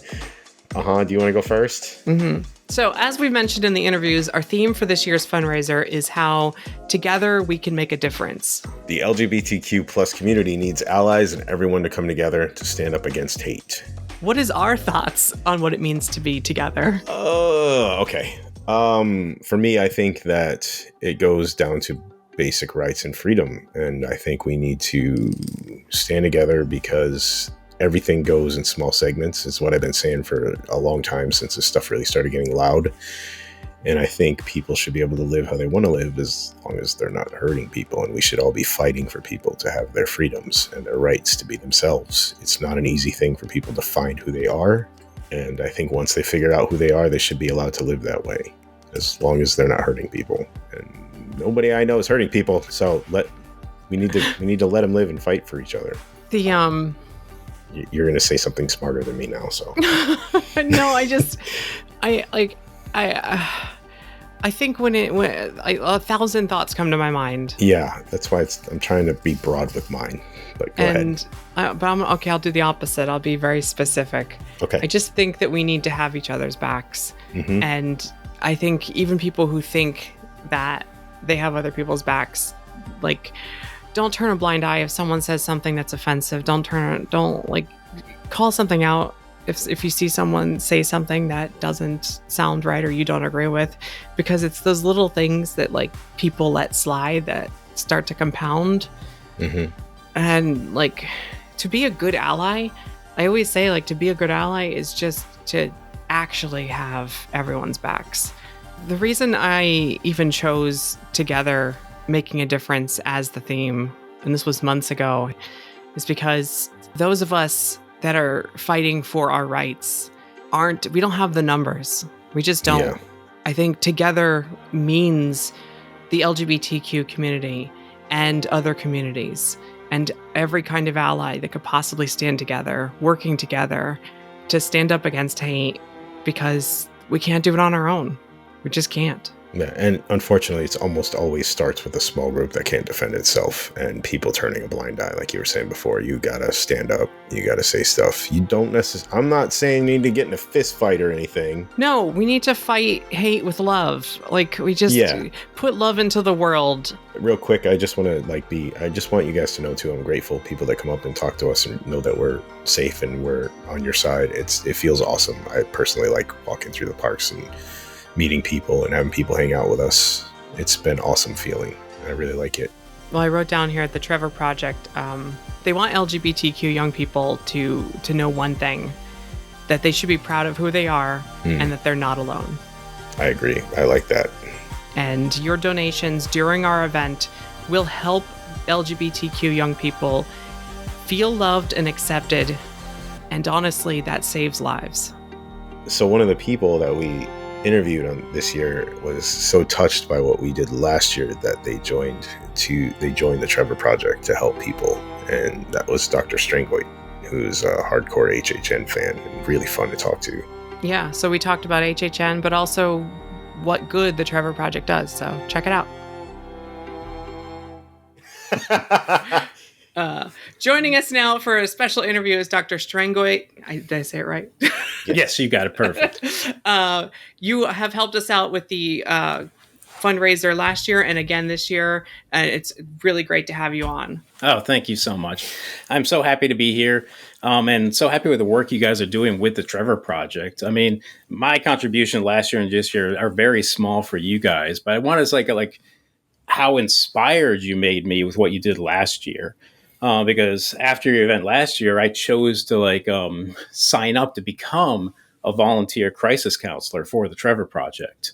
That's amazing. I'm in the process right now with the training. It's a really extensive training. It's 10 weeks, 40-hour training. Wow. Which actually they do exceptional. So I'm an educator myself. Mm-hmm. So seeing the way they organize it is outstanding. So if anyone's interested, I think it's an amazing program they're doing. They're looking for more volunteers all the time, especially unlike me, the old man me. I'm not up in the middle of the night, but especially anyone who is up in the middle of the night, they definitely need crisis counselors for the middle of the night time.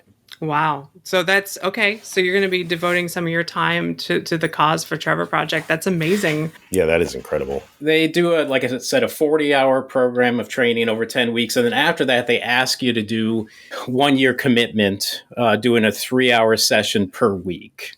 Yeah, because they invest all that time doing the training with you. So they'd like you to be around after the training for a while.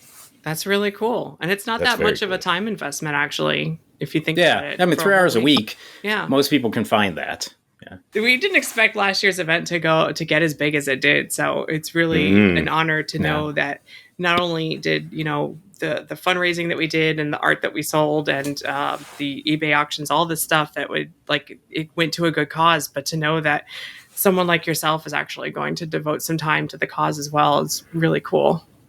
Yeah, I mean, I think your guys' impact goes far beyond the $20,000 you raised last year. I mean, the exposure you gave for the Trevor Project, the inspiration you have, that was just amazing. Thank you. Yeah, it was pretty humbling. I will say. Yeah. For all of us. We didn't expect anywhere near that amount of money, let alone all the participation. So this year, and you sent over some items for the free giveaways this year. It was a T-shirt from last year. And one of the little vinyl figurines from the year before. Okay, for Halloween Horror Nights, because your whole thing is specifically Halloween to Horror Nights. Yeah. If you can't tell behind you the theme going on here, that's amazing. This is all Halloween Horror Nights memorabilia I've collected over the years. I couldn't tell by the jacket either. I mean, it's just the jacket. Yeah. Oh wow, that's awesome.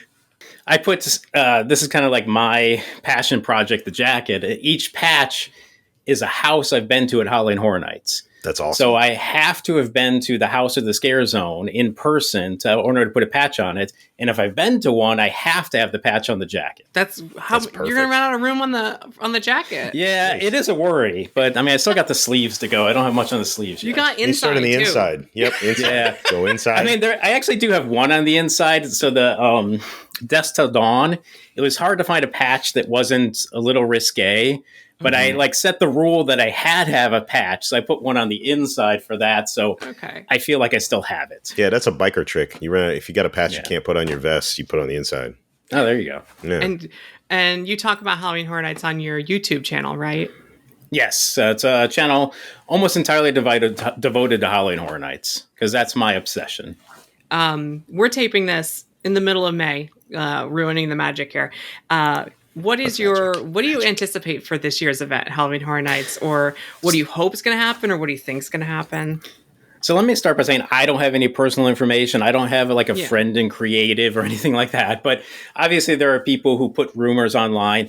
I mean, one thing we know for a fact is there's going to be a house based on the Chucky TV series. That's true. They did announce that one house. They actually announced it at the end of last year's Halloween Horror Nights, which was shocking.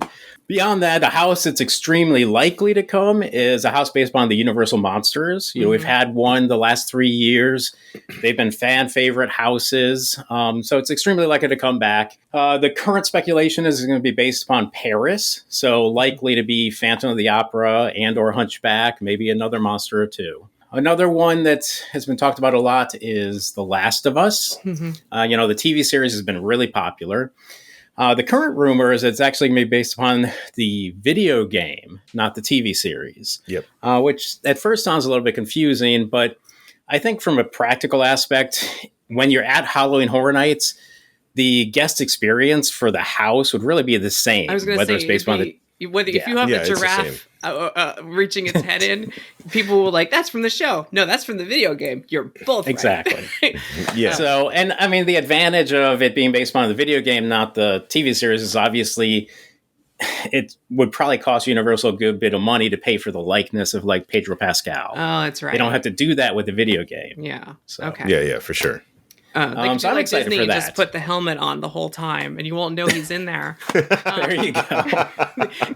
There's a chance, though, that in the next week or two before this airs, that they might have announced a house. So, and my money is on that one. So we'll see if we're right. I'll insert something here. There you go. There you go. Thank you. Yeah, that's very likely. What do you think of Stranger Things? I'm hoping for Stranger Things because I liked the first house a lot, and I liked that they covered the second and third season in the second house. I mean, I think it was all crammed together. It was I like the tunnels. The tunnels were cool. So I feel like we kind of have to have another one for the last season, and the last season was the scariest season of that show. So I'm really hoping they do it this year.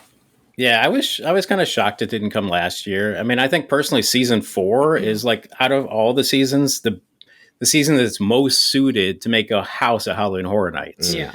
I mean, the character design of Vecna, a lot of the sets they're in, not to mention the music. He lives in a haunted house. How perfect is that? I know. Yeah, exactly. That's a really good chance that Stranger Things is going to be back this year. I want to believe. I just like Vecna because it's tied to D&D lore. That's really there you go. That's what they do every season. Yeah, but that one that's kind of a deep cut for D&D. Yeah. Okay. That was kind of brought into the light. Yeah, I'm excited for your D&D drag queens version you're doing. Actually, I haven't played D&D since I was in high school, so it kind of got me that nostalgia feeling when I saw the post about that. I'll be playing in about 3 hours. Oh, really? Okay. Yeah. Unrelated to the event, just for unrelated fun. to the event, just for fun. Oh, okay. I play pretty often. Yeah. Another one that's kind of likely to come, at least the rumors are talking about it, is The Exorcist, based on the new movie, The Believer. Okay. Which I'm personally a little bit confused about that because the new movie doesn't come out until October 13th, which Halloween Horror Nights is 75% done by then. Yeah. So I personally find it unlikely they're going to have a house based entirely upon the new movie.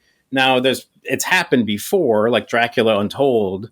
The house is out before the movie. Or what's happened lots of times is they base it on the original movie because the name recognition and there's a new movie coming out. But Halloween every time. There's a new movie for Halloween coming out, but they still base the house on the original. So maybe they do that. Even I mean, that's a good point. So like, we had Halloween, the original, back in 2014, and they brought it back last year. Mm-hmm.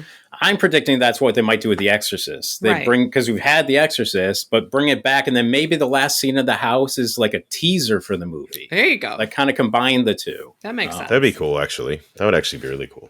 Is that all the IP houses, or is there one more? There's one more rumored one, but I don't think anyone believes it's actually coming, which is Demon Slayer, the anime. Yeah. I think that's kind of been... That's a red herring. They're just trying to trick us. I don't believe that. Yeah. Exactly. We'll go back to this footage when we're wrong, but and there's some originals. What's this talk about dueling dragons? Are you paying attention to the forums? Yeah, this seems cool. This seems cool. So there's a rumor there's going to be a house based on like medieval themes, possibly involving dragons, possibly having references back to dueling dragons, the attraction. Okay. I'm writing this down. I don't know much about it, but if they do bring a medieval times themed house, I mean, not the attraction, you know, not the dinner show, the actual time period. I think that could be great setting for Halloween Horror Nights house. And as far as I'm aware, we've never had a house entirely based in medieval times. Well, if we have anything with dueling dragons reference, especially now that the rest of the Lost Continent is just fading away, it would be a nice time to do a little tribute. Okay.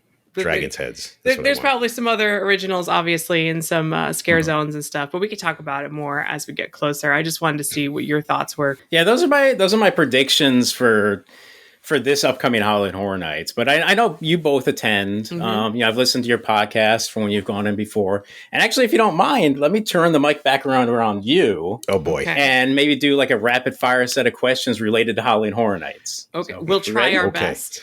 Okay. Yeah. So first, house or scare zone? House. Okay. Jason, Michael, or Freddy? Freddy. Yeah, it's Freddy. Twisted taters or pizza fries? Beer. Historically, that's not an answer choice. Okay. Taters all the way since the late 90s has been my go-to. Taters. Be haunted by a ghost or be a ghost? Be a ghost. Okay, yeah, well, I guess be a ghost out of those two options. For an HHN house, original or IP? Original. Yeah, I always think IP before the event, but then leave the event going, all those originals were so much better. So original. Mm-hmm. Gotta be honest. Most fans think that. Monsters Cafe or Minion Cafe? Monsters. Minion. No. There is a right answer to that question. Yes, that was not the right answer. But it has grilled cheese on waffles. Go. Don't you understand? No.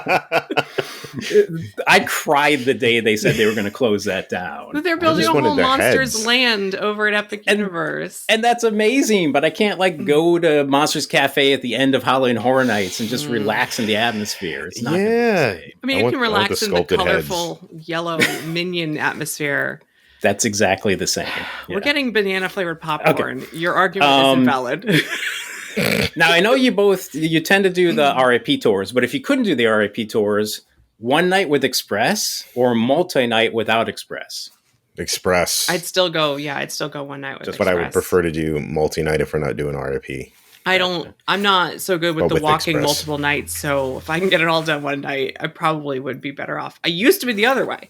I would go frequent fear as many times as I could, but nowadays I just speed run the whole event. All right, so last one, Rocky Horror Picture Show, It or Clue? Basically, Clue. It. Okay, yeah. But that's a tough one. That was I another see the toughie. connection between all of them. You see the connection. Yeah. That was another toughie, though, for me. Okay. Yeah, that was good. Yeah. Oh, I only got one wrong answer. Yeah. But that one wrong answer was a very wrong answer. Yeah. That counterbalanced all the other answers. We just lost so many longtime listeners. I actually have something Dr. Strango you might be interested in. I'll have to see if I can show you sometime. But I have COVID masks made in partnership with Tom Savini. So I have a Jason mask that covers just the lower part of your face, and it's got Tom Savini's signature on it. Oh, that's awesome. Yeah, he had a workshop going with one of his partners, and they were making COVID masks. So I had two of them ordered. What does yours look like? Like a skull face? I have a skull face and a Jason mask from that shop. Nice. And the Jason mask is signed. Yeah, it's pretty cool. If I can dig them out sometime, I'll send you some pictures. There you go. And you never wear them because you don't want to damage them, right? Well, I wore the skull a couple times, but it's not signed. But that's not signed. But Savini, Savini. Didn't Savini do the busts of the monsters in Monster Cafe? That's why I thought of it. That's why I wanted those. He sculpted those. I wonder where those ended up. Not in my house, unfortunately. Yeah. You say. There was so much amazing artwork in Monsters Cafe. Like, I hope it shows back up in Epic Universe, but all that stuff in from This Island Earth area was awesome too. I really like that stuff. I feel like they can incorporate some of it to the Mummy exit gift shop and the lobby for the horror makeup, because there already is so much stuff in there. Take out the Tom Cruise mummy stuff that's still in there for some reason, inexplicably, and put in some of the stuff from the Monsters Cafe. And that'd be great. Yeah. And even the Five and Dime has a bunch of monster stuff. We can put some like memorabilia on the walls there. Yeah. Definitely. Anyway, thank you so much for joining us today for the fundraiser. Thank you for having me. Thank you so much for what you two do for that community. Oh, thank you for signing up to do all the telephone stuff, man, for them. That's amazing. I'm still blown away by that. It's really cool. And anyone listening, now that we know how little time investment it is, it's actually a really good thing if anyone is, capable or willing or up to that kind of task. And just as an aside, so they do have a couple of different programs. They do have a phone-based one, and then they have a chat or text-based one. Yep. They're in much more dire need of people serving the chat and base than the phone service. Right. So, like, if you're interested, if you're trying to get the phone-based one, you're going to have like a year-long waiting list to be able to volunteer. Okay. But for the chat one, they'll take you in pretty quickly to put you into the training program. That's awesome information. Thank you. And thanks for sharing with us. No problem. Thank you again. We'll talk to you later. We'll have to have you on the main show when Halloween Horror Nights gets closer. Okay. Yeah. And before then, reconsider that answer about Monsters Cafe. Yes, please. I'll work on it. I'll think about it, but it's grilled cheese on waffles. And... There's no excuse. Bye. Thank you. Bye. Have a good one. These ghosts here, these ghosts are cool. This alien here, this alien's cool. But you know what's not cool? All of this stuff here is not cool. In fact, if you think any of this stuff is cool, then you're an hot diggity dog. And your mama too.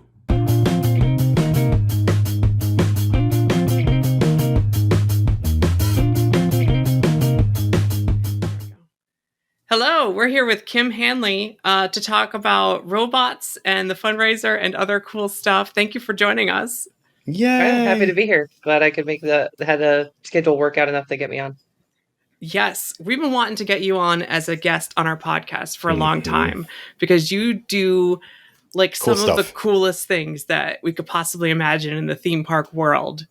Can you tell us just like broadly what it is that I assume you just always work with robots and that you're just in laboratories with robots all around you.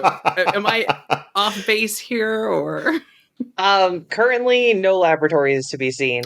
I'm an animatronics engineer, control engineer by training. So I do the software and electrical design for animatronics in theme parks and themed entertainment settings.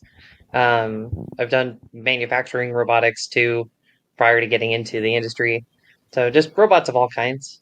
Like dinosaurs? At present, yeah, there's a prehistoric thing to my robotic interests. I'm somewhat a fan of dinosaurs. I don't know if you've known that. So that is kind of exciting for me. Yeah, it's pretty great. You know, we're traveling. We're in a new city almost every week, just keeping the dinosaurs up and running as we move around and execute the show.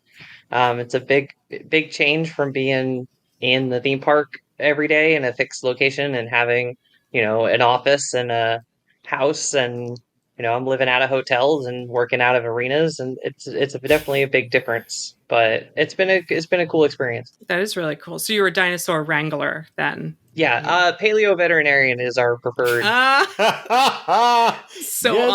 so on brand for the. I love it. For the franchise. That's perfect. So you like to run?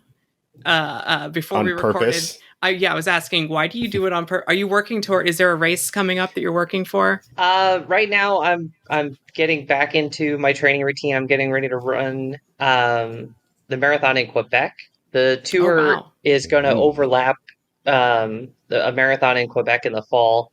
It happens to be running on the last Sunday that we're in the city, and the finish line is in the parking lot of the arena that we're doing the show in.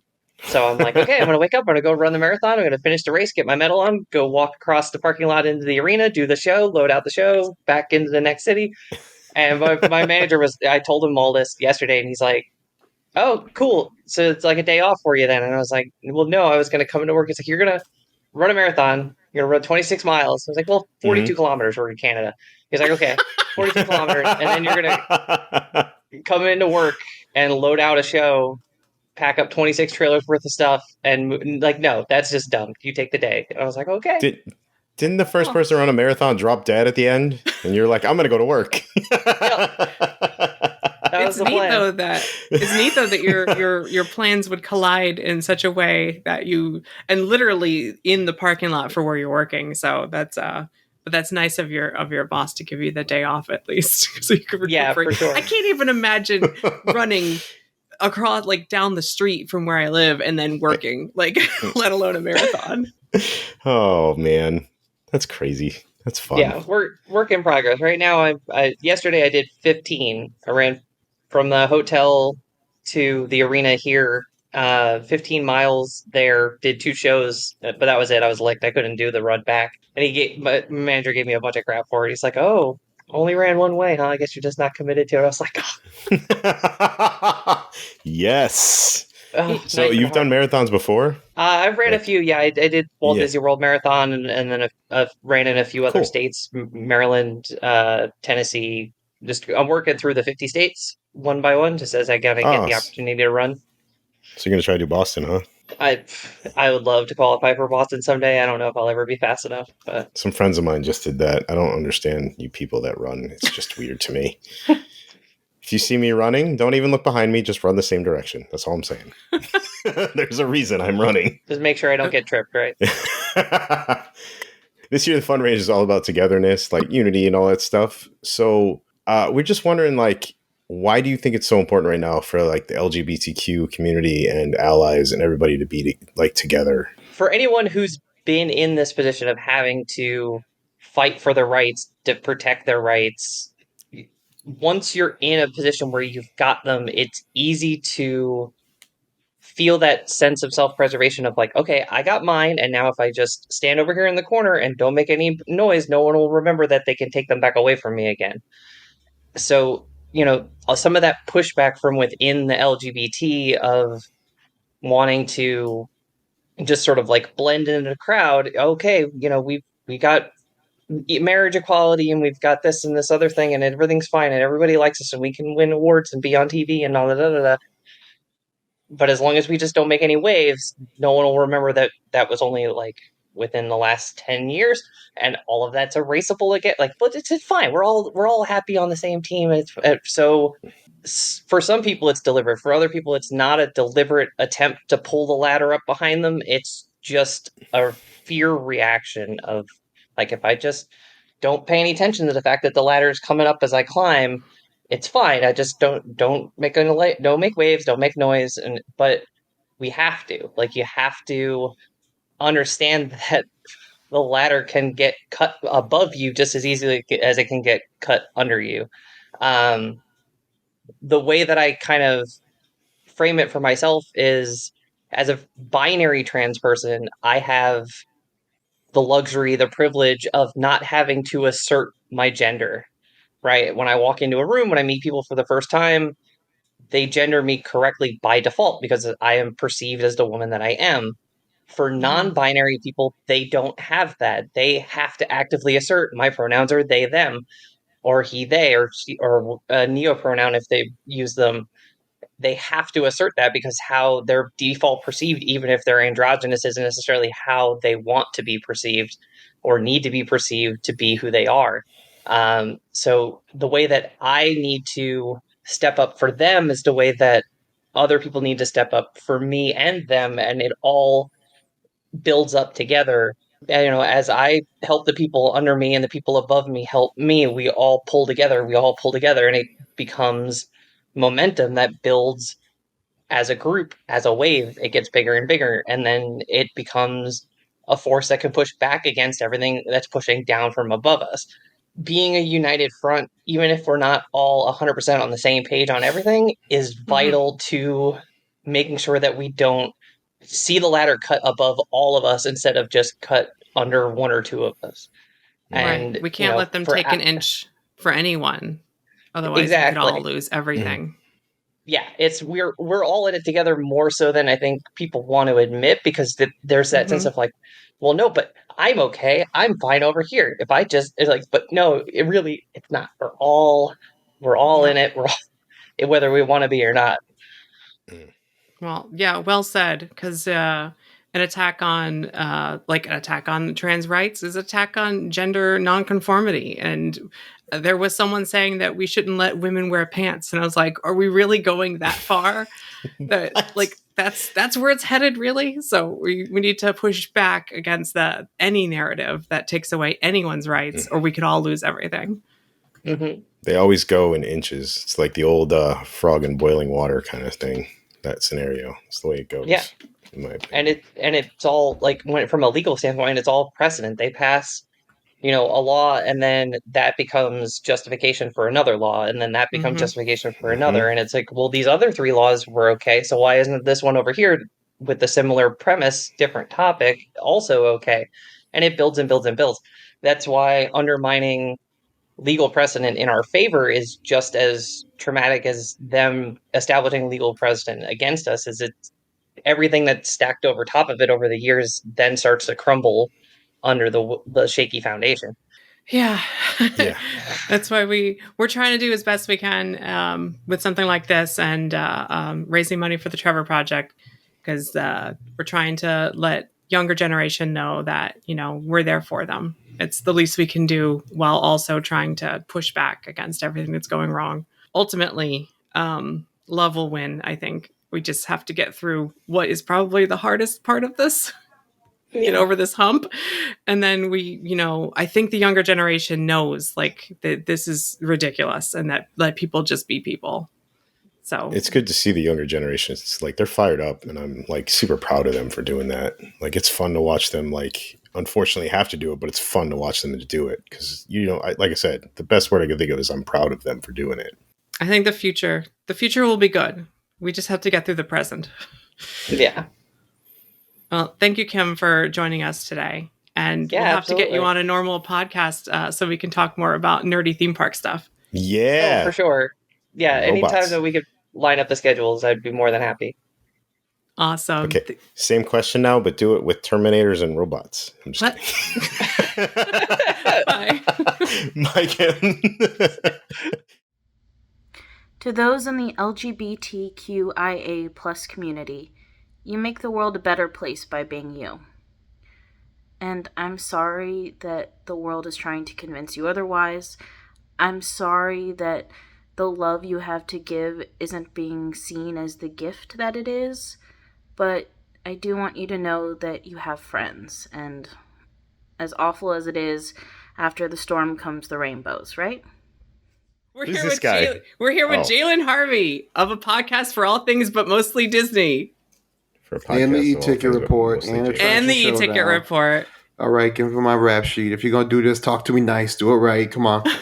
Attraction Showdown also. You're on 3 you podcasts. Buy me dinner first. Yeah, we out here. We out here. I'm like a podcast Nick Cannon. I'm just out in these streets. I'm working in these streets. And you're on our show all the time. You were just on our Patreon podcast for 46 hours when we talked about Muppets nonstop. She locked us in a room. I know. She didn't even give us sandwiches. Didn't get Heartless. food. I couldn't get any booze. It was Muppets Mayhem. We had to talk for all of May about the Muppets. Are those all out yet? No, there's still one more at the time of this recording. You know what's funny is I think the best part of it and what people responded most to was the tiki room. No, the tiki room under new management tangent. The one thing that wasn't Muppet related, it seemed like we were more interested in that. So we probably should have done a podcast on that. We could. God. It's not too late. Oh God. Oh geez. Oh God. We wanted to have Jalen on because we have some of our favorite guests and also people who are contributing to the fundraiser. Jalen wanted to contribute video segment last year. I told you no because you said you wanted to do a comedy set, and I said, "Can you do it clean?" And you said no, and I said, "I'm sorry, we can't accept that." You will not stifle my creativity. You shall not stifle my voice. You shall not. My people fought way too hard for us to be able to say those many words. But I decided to come back around. Once I watched it last year, I was like, you know what, this is... I could have put something together, just a slideshow of just me. God. So yeah, what y'all want to talk to me about? We're over here talking about what's the topic? What's the theme? Come on. Y'all professionals here. Yeah, what's the theme? The theme?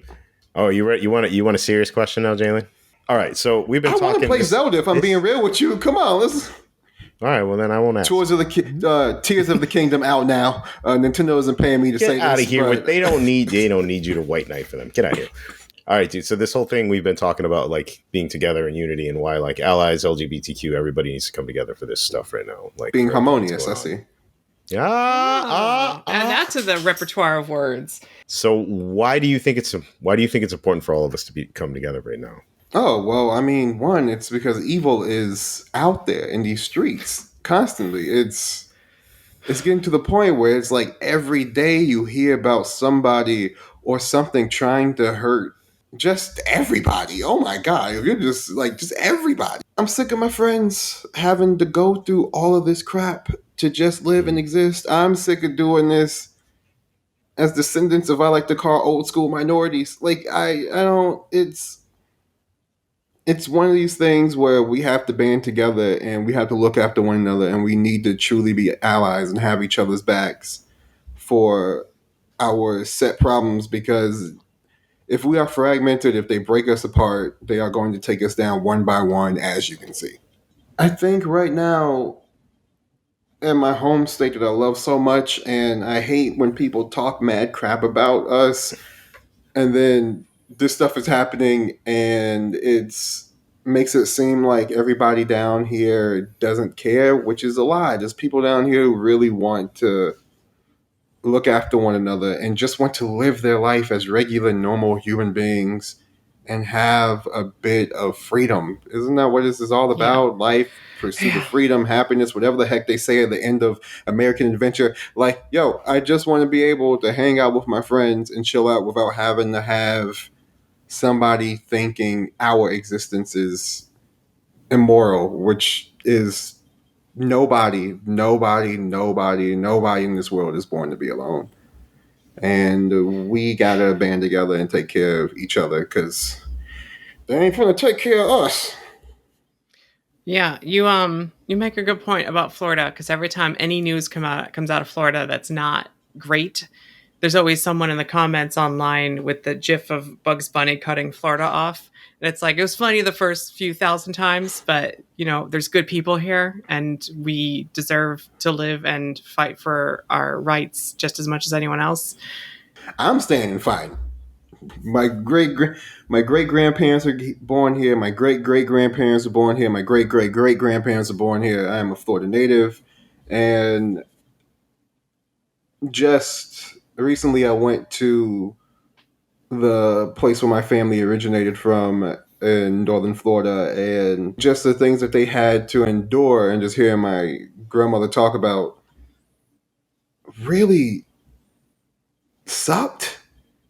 But then when she would talk about the community and what they would have, like, in her friends and everything about that, and to this day that they're still tight-knit to the point where even though they move all across the different parts of Florida and largely the South, they still come together for important moments, and they still remember, like, a good chunk of that getting through that was the little tight-knit community that they were able to have in an era of just pure, unadulterated oppression. It's from what my grandmother has told me, it was rough. I mean, heck, they only have 2 black burial grounds. It was rough for them, but they got through it together. They had each other.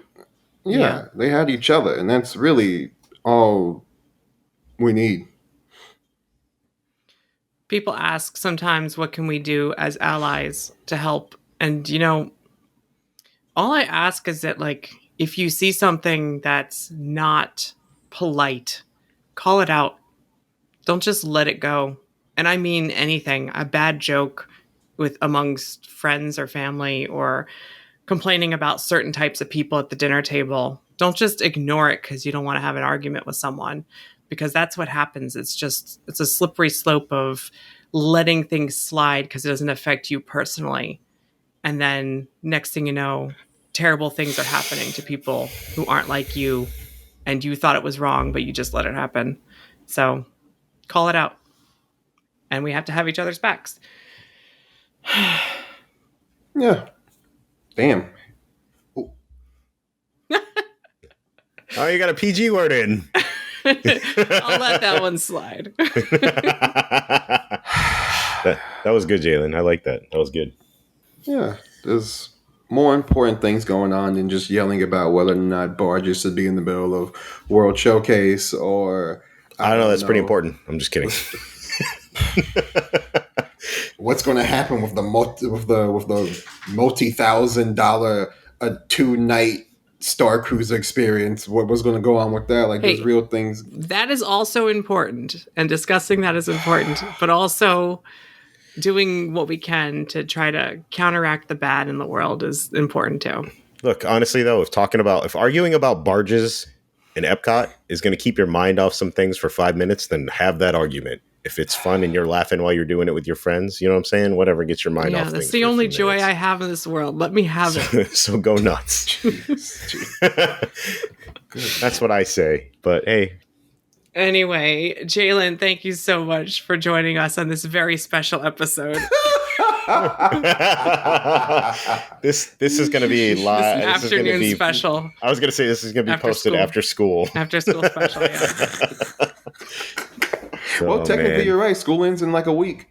That's true. This whole thing is an after-school special. It's that's not going to do great for the ratings, but man, this is the best. You guys are. I expect the rainbow. The more you know after this. Yeah. Just saying. Yeah. Y'all got all these guests. Y'all really from 1900s. You're the only people I know who's still doing telethons. Like, man. Oh, man. Let's go to the count. Let's go to the total. All right.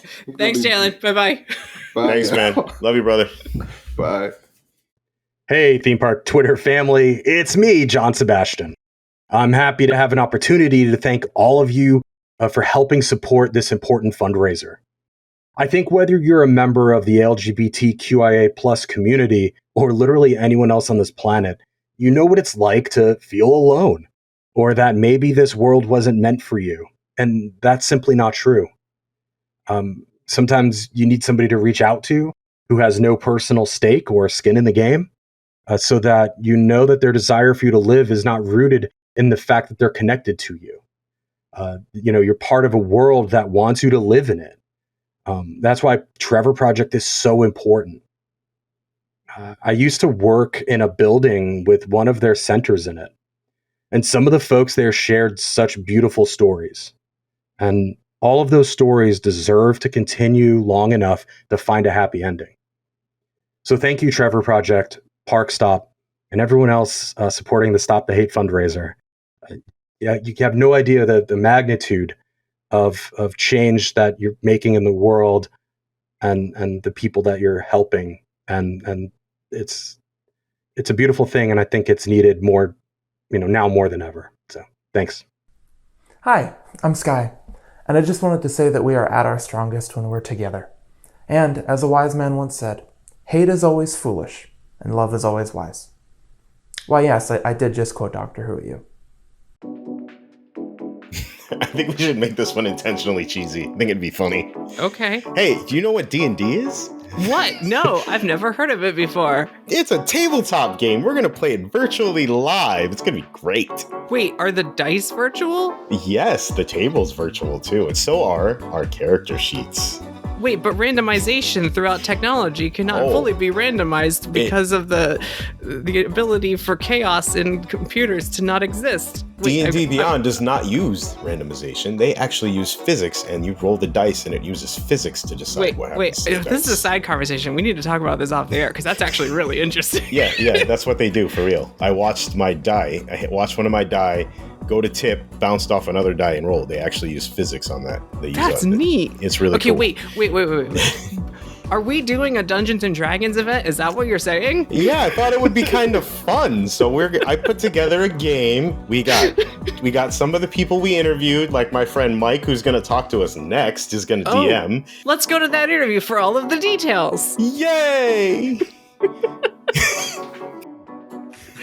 Hi, we're here with Mike, our dungeon master for the upcoming D&D game. Thank you for joining us to talk on this special presentation. He said Dungeon Daddy. I'm just saying, I like that. I did. Thank you so much for having me. Thanks for coming, Mike. So we're going to do Dungeons and Drag Queens. Mike's been working really hard to get this game together for us. He's going to DM it for us, and he's going to not let us curse too much so we don't get in trouble with the YouTube or the Google or the Alicia. You're going to have to help me with that, too. When is the actual game? June 24th at 3:00 Eastern, because we had to find somewhere in the middle, because we have Rob from England, and then we have Dave and Julie from the other coast, and Mike's all right. He's only like an hour different from us, I think. So I think I'm the same time zone. I'm in Pittsburgh, so... Oh, yeah, you might be in the same time zone. Yeah, so Eastern, yeah. which that also brings up a good point. I'll apologize in advance for the horrible Yinzer accent. I will say sentences that ends on an upswing, so it sounds like a question. They're statements. That's how we do it here. So, Mike, just give us a quick overview of what you're doing with the game. I know where we got it from and everything. Anything you want to talk about? Sure. So we got permission from Matt Baume, who used to run the Queens of Adventure podcast, which was a podcast put together by him and his partner out in Seattle and some Seattle drag queens. They ran it for a couple years pre-pandemic. He's also an author. He actually has a new book coming out, and he gave us the permission to use some of their content, expand upon it, and we're going to be running it as a interactive fundraiser benefiting the Trevor Project. I didn't even realize that this was put together by Matt Baume. I'm actually a patron for his YouTube channel. Yeah, he does great dives into pop culture, into queer history. One of the best writers of the intersection of queer history and pop culture out there today. So huge thanks to him for giving us the permission to use this. Yeah, seriously. We got the name from their old name of their podcast, right? Yeah, originally it was Dungeons and Drag Queens. As it expanded, it became Queens of Adventure and Queens of Adventure Legends. All of their back catalog is still available for you to go back and listen to if you're looking for some content. It's very funny, not appropriate. Apologies. My alarm system is going off. I don't know if you can hear that now. Yep, I can hear that. Okay, do we need to stop and go back? Talk about is it called module? I want to sound cool like I know what I'm talking about. Is it called a module? It could be a module, could be an adventure, could be campaign. No, I mean... Campaign. Module is correct. Campaign is also correct. Yeah, they're all correct. That's the thing. Okay. So, can you tell us about like what we can expect from it, or what kind of adventure this is? Sure. Oh, you don't want spoilers. Minimally. I know rough, so go ahead, Mike. Yeah, without in very general terms, to not give out any spoilers, because we want everybody to watch, and Ian being one of our players, of course. It's going to be the classic mix of there's going to be some role play, there's going to be combat, there's going to be exploration. It's a little heavier on the combat because that's where the fundraising comes in. We have it set up where people can donate live during the event to either help out the players if they're having a little bit of a rough go, or if you think they have it too easy, you can donate to my side of things and I will add more difficulty for them live as we're playing. So I hope that's where people are donating. But honestly, as long as it's a good mix back and forth, that's actually going to be the most fun. Like hindrances or like... Yes. Yes, Nice. more waves of enemies, a couple more traps to thrown in. I kind of have the base set, so I know all the donations that come in, all the extras, what they are going to be. Yeah, you can add random encounters for us too. So we could be randomly doing something and someone could pay something and all of a sudden we're going to be in a fight. So listen, those monsters just come around the corner and it's going to happen. It's going to be pure chaos and so fun. Because it'll be live streamed on YouTube on the Theme Park Stop YouTube channel. There'll be a live chat, so everyone can be chatting while watching, and then I think the donations can actually come in right through the chat, so it'll show up whenever you donate, and we'll have set amounts, I guess. But we have things available now through the fundraising website that you can buy ahead of time that will affect the game. Magic items, please. Yes, I don't so you trust can Mike. you magic can, items. Alyssa, how could you not trust me? Because I know you. To be fair, anyone who plays any of my tables, I'm very much a pushover DM. I'm going to try to ramp it up a little bit because we want to make this challenging. It is for charity. We want to keep those donations coming in. But you can donate early ahead of time for extra magic items for the party to use, extra healing potions for people to use. I believe there's also a very special donation level. You can work with me and we'll create a NPC, a non-player character. So kind of a side background character who will be featured in the adventure for a little bit. So you can help craft part of the story. And also, you get to help Dave with insults. Please make them PG-13. Don't go nuts, because Dave will read it verbatim. Just when you pay for Dave's vicious mockery, just put it in the comments on the way out, and we'll try to track them. But how long is this adventure going to last with all of these? Yes. So we'll keep it moving. We'll try to keep it as entertaining and fast-paced as possible. Probably about 3 hours with a little bit of break in the middle. Okay. And for anybody who is new to Dungeons and Dragons, for anyone who has no idea what's going on, there'll be a quick explanation at the beginning. You also don't have to have any knowledge of D&D to watch and enjoy this. It's just going to be a lot of people having fun, rolling some dice, and basically just doing improv collaborative storytelling for a good cause. And we got some fun guests playing along, so it should be really creative. Did we say who? We said it earlier in a different interview. Yeah, I think we said it during Dave, but it's Dave Cobb, Julie Depew, Rob Yo, Sterling Denham, also known as Cryptic Guts, and me, and Mike's the DM. And then whatever happens. It's going to be, like I said, this is going to be, I expect pure chaos. That's what I expect. I'm gonna be in the chat, and I get to just enjoy the chaos. The chaos. Because and I'm looking forward to the comedy. Yeah. And for those that don't know how to play, we have some people that are kind of newer to the game, so you'll get some explanations on some things. Because D&D is not just like straight up. It's not an easy game. Like Mike will back me up on this. There's a lot of discussion because different people read rules slightly differently. So you got to be like, is this okay? Is this what we're doing? Is this how this is going to happen? So there'll be some discussion too. It's not just nonstop. So you'll learn a little bit by watching too, but it's fun. Yeah, and I very much am I love new players. I love introducing people to the game here at my local gaming expo in the fall, September, October time. I always run our Learn to Play games. It's going to be collaborative. I want people their characters to be able to do the heroic things. As long as you can convince me, you can do the thing. I'm playing a paladin, so don't expect him to be very smart, but he will be in the front all of the time being an idiot, because that's what paladins do. And look majestic doing it, especially if the D&D movie is any indication. That was a perfect explanation of a paladin. Yes. and a personal crush of mine, so. Oh, that's awesome. He was good. I wanted to see more of him. Same. Different reasons. Take that however you want. And that's the kind of humor you'll be getting in Dungeons and Drag Queens on June 24th at 3 o'clock Eastern. I do know a little bit of D&D lingo. I was going to say, I hope it goes off without a hitch. I hope we roll a nat 20 on this whole presentation. See, I kind of know things. Yeah, you got this.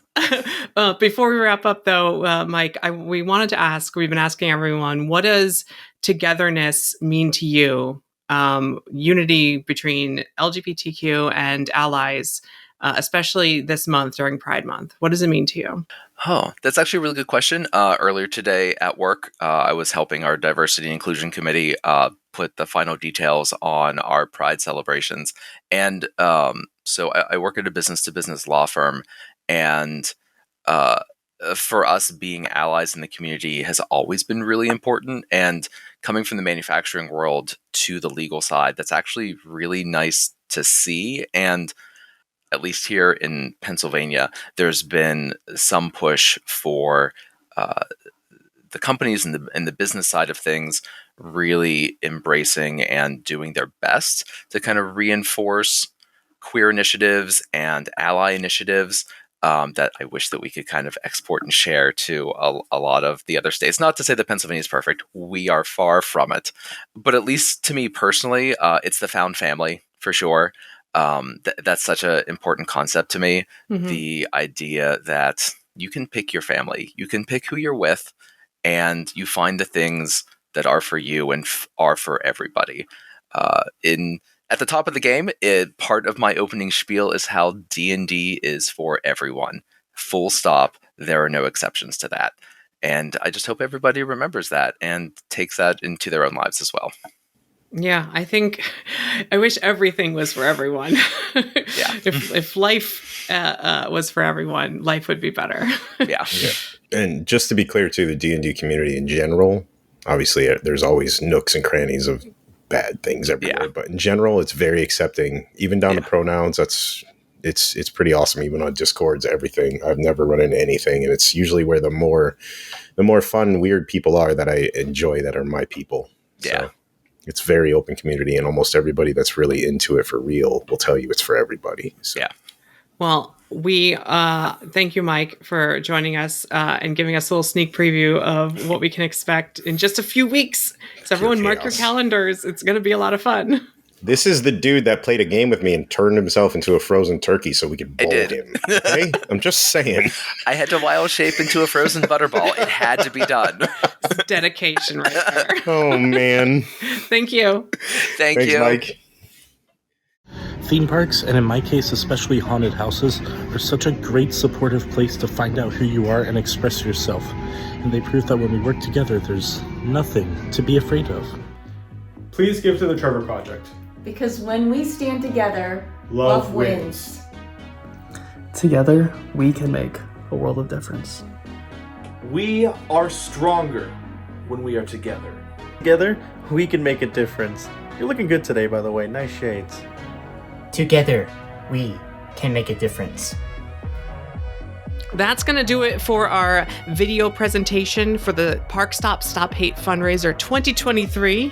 Big thanks to all the people that came out and talked to us for these segments. Be sure to check out links in the description or the show notes to click on the things that we talked about with all our guests. All of the things? All of the things. Keep going to the site and donating, please. OrlandoParkStop.com/charity. The donations are open all month. Check out the art sales, which are limited, so don't miss out. And check the eBay link because some rare theme park collectibles will be showing up every week in June, as well as some of the art originals. And signed limited edition prints from some other big artists. Well, I finished your sentence. See, I told you we finished each other's sandwiches. And remember, every person who makes a donation is automatically entered into our free giveaways. We'll be giving away dozens of prizes every weekend, all month long. So just check your email in case you're a winner. And don't miss Dungeons and Drag Queens on June 24th at 3 o'clock Eastern. It's chaos. Chaos is what I expect. Chaos. Beautiful chaos. Thank you for watching, or thank you for listening, and thank you for donating. But most of all, thank you for caring. Oh, it's so sweet. Oh, we have to go now, don't we? We have to go do other stuff. We have things to sell and box and D&D games. It's going to be a long, wonderful month. Come meet us in the parks, and everyone have a happy June. I like beer. I'm just saying. So we won't be at Magic Kingdom. Thank you, everybody. I look forward to the game. I hope you guys come and watch the game. You can mess us up. It'd be pretty funny. Yeah, go to orlandoparkstop.com/charity and click on the D&D link to donate to mess with the game. Daddy needs a magic item. Let's go. All right, let's go. We're going. Where are we going? I'm excited now. Bye, everyone. Bye.